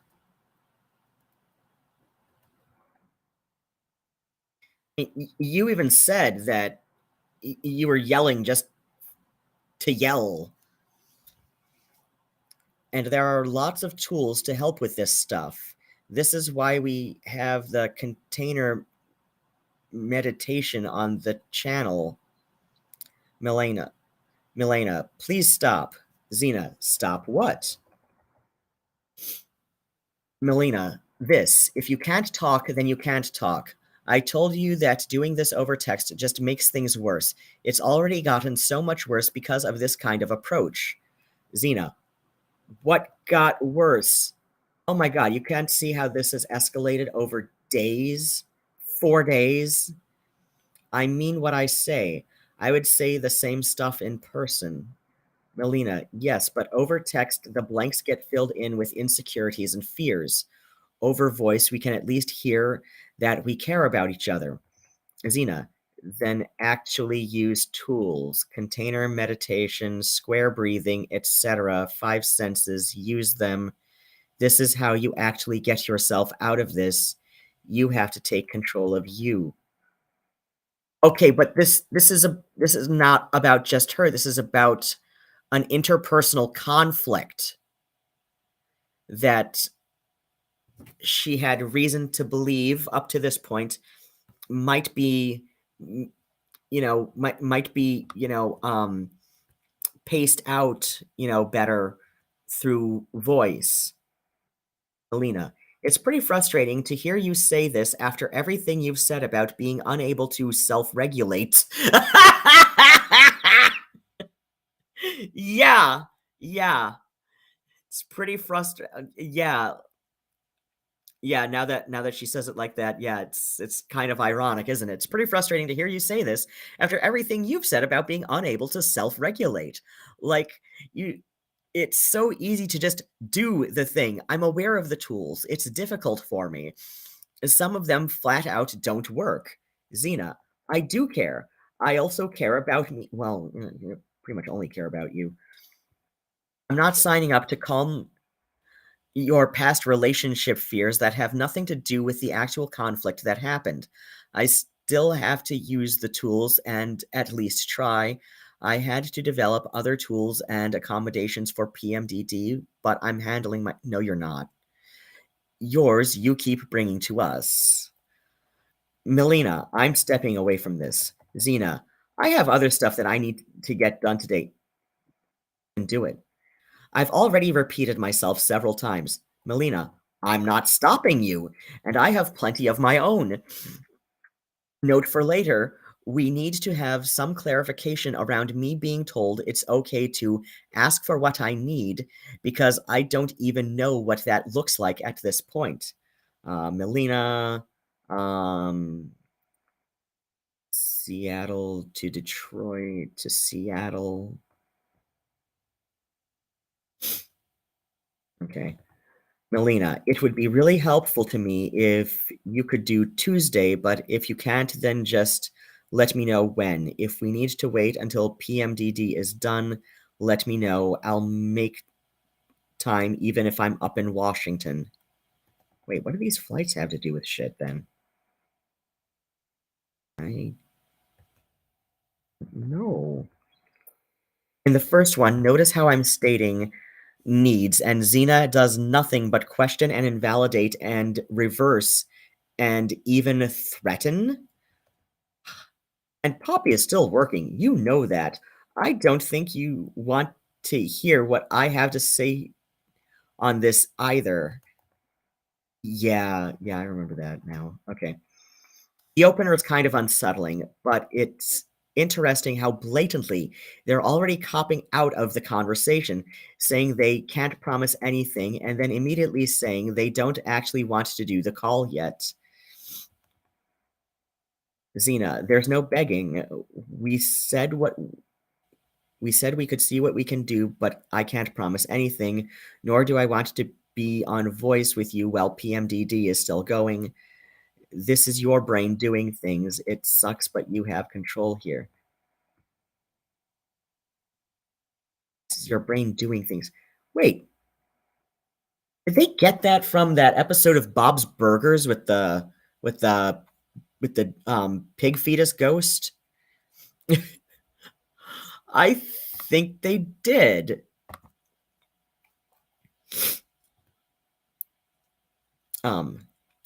Milena notes, and again, no empathy for how they affect me. This condescension and rejection continues, including this bizarre continued denial of how effective voice communication I think is versus text. Zena, what got worse? I mean what I say. I would say the same stuff in person. This is common knowledge, but they keep talking to me like I'm being ridiculous for implying that voice chat would be more effective. Yeah. I have to say page 65. No. Yeah, 65. Oh, Jesus. 14 pages. Almost as long as day 1 so far. Zena, then actually use tools, container meditation, square breathing, etc. 5 senses, use them. Milena, it's pretty frustrating to hear you say that after everything you said about being unable to self-regulate. Like, it's so easy to just do the thing. I'm aware of the tools. It's difficult for me. Some of this flat out don't work.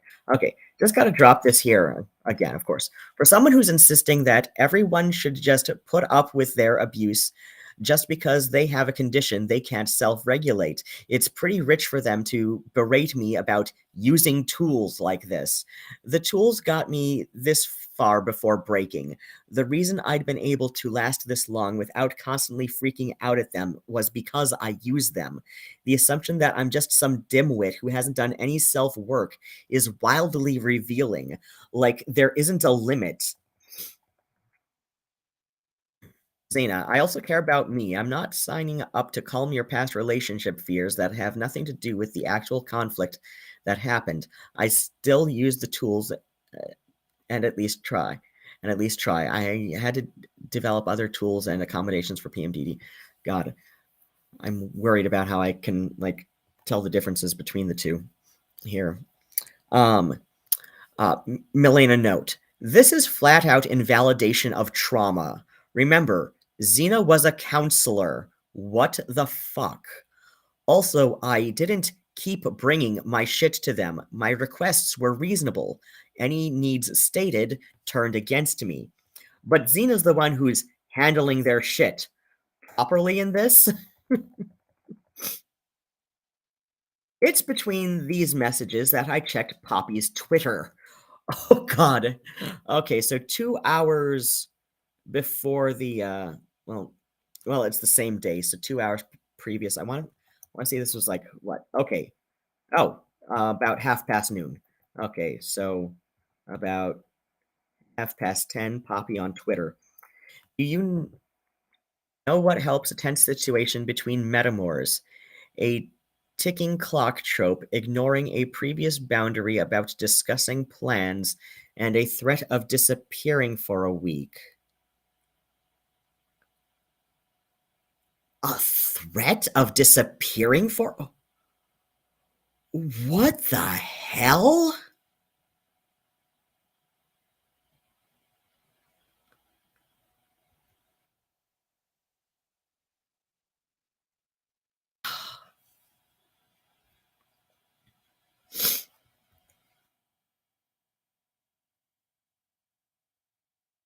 And of course, we got some Bojack screens. Shit, I forget the owl woman's name. You know, it's funny, when you look at someone through rose-colored glasses, all the red flags just look like flags. I sent it back to her, telling her that it hurt my feelings. She didn't even acknowledge it. June 5th, 2023. Milena, I don't mean to make you feel like things are tense. I'm sorry. I just need this figured out before I can feel comfortable again. This has been affecting me more than I think you two realize, and Zizi's responses make me feel like it doesn't matter how much it affects me, that there's just a blanket of dismissal of it as my responsibility. And screen of the Twitter. It wasn't a threat. It just makes me sad that you felt it was. Yeah. Oh my God, this is... Milena note. She never responded to what I said here, or the fact that she'd made this tweet. Expressing the urgency of my needs was a trope. My mistake ignoring a boundary, and my boundary a threat. She'd urged me to not be afraid to express my needs for months, and here we are.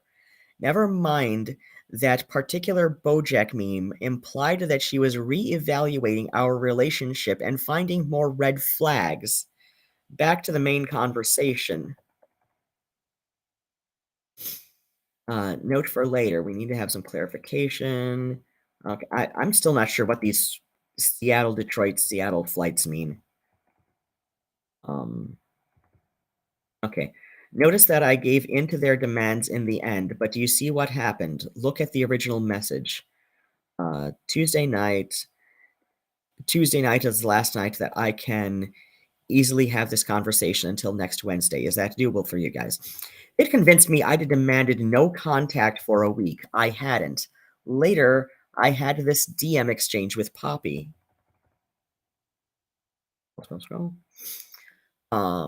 Milena, I really, really hope this is still true. Oh yeah, quote, love, we are okay. We will get through this.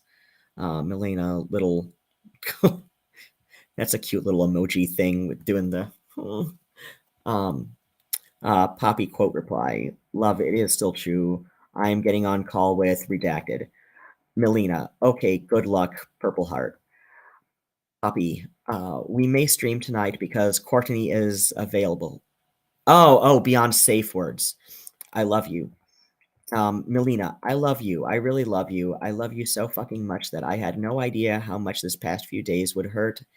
And I'm sorry for where that took me last night. I'll talk to you soon. Have a good meeting and stream. Poppy, decided not to stream. Too tired, and talk with redacted went well but took a long time. Wait, 7:52 p.m. Okay, 6 p.m. Okay, yeah. Milena, I'm glad it went well. How are you feeling? Oh wow, 8:57 p.m. How are you feeling? 11:40 p.m. Boop. Anxious blushing emoji. Milena note. She didn't acknowledge my concerns, but she was still warm to me. It gave me hope. The boop was your turn for our ERP. I'd been able to get to a point where I was feeling well enough to try to reconnect. The difference between Poppy's approach and Zena's finally made it clear. Oh, I get why the why the flight things now. Okay, because she said here. Notice that I gave into their demands in the end, and you see what happened. Look at the original message. Oh my gosh. Yeah, yeah. It looks like um looks like she just decided to.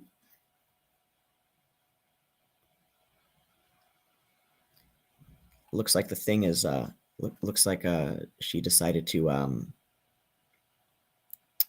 reschedule the flight for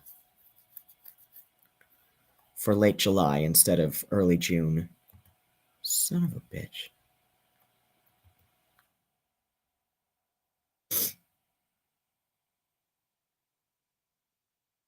Okay.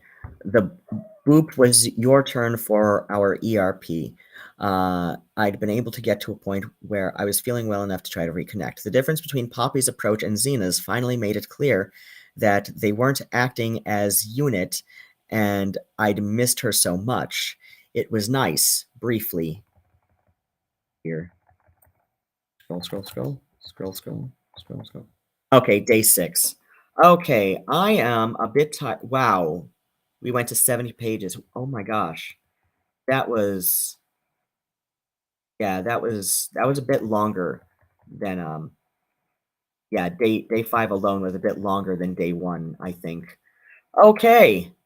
So yeah, we went 2, 3, 4, 5. Oh wow, we did 4 days today. So just let's see, looking at, oh, that's right. I started streaming tonight at quarter after. Why did I go there? And oh wow, 4 hours, just a little over 4 hours now. Okay, and we've still got 3 people watching. But yeah, it is about the time that I should feed the cats and maybe watch a stupid movie and see if the boy thing is available tonight. He was available yesterday, but then like narcolepsy happened and um he fell asleep. So yeah, we will pick up on day 6 tomorrow unless boy thing happens to be about. And yeah, this is this is kind of heartbreaking reading all this. Wow. And yeah, the more I read this, the less and less likable I'm finding Zena and Poppy just in general. So I mean, I do still wish them the best. I really wish that they'd get their shit together and, you know, become better people, become actually likable.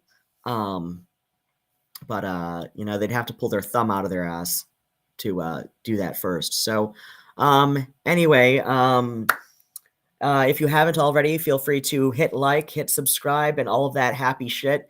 And hug your kitties tight. I'm going to disrupt this one, who is snoozing just so peacefully, but she's such a soft little, she's just such a soft little muffin. Are you my little chubby muffin? Am I annoying sometimes? Just sometimes. Oh, okay, okay. You'll forgive the annoying, right? I'm so super. I'm so super. I'm so super. Yes. Oh, oh, oh, oh. I'm so super. Super. You're Miss Phoebe. Yes. Huh? I'm so super. Yay. Oh, I'm so super. Okay. All right. Cats want dinner, and I've still got half a portion of lasagna to finish up. And other than that, hug your kitties tight. Drink plenty of water. Take your meds if you need them. At the very least, take very good care of yourselves, and otherwise have exactly the kind of day and night you deserve. Bats and kisses. No sta achwil.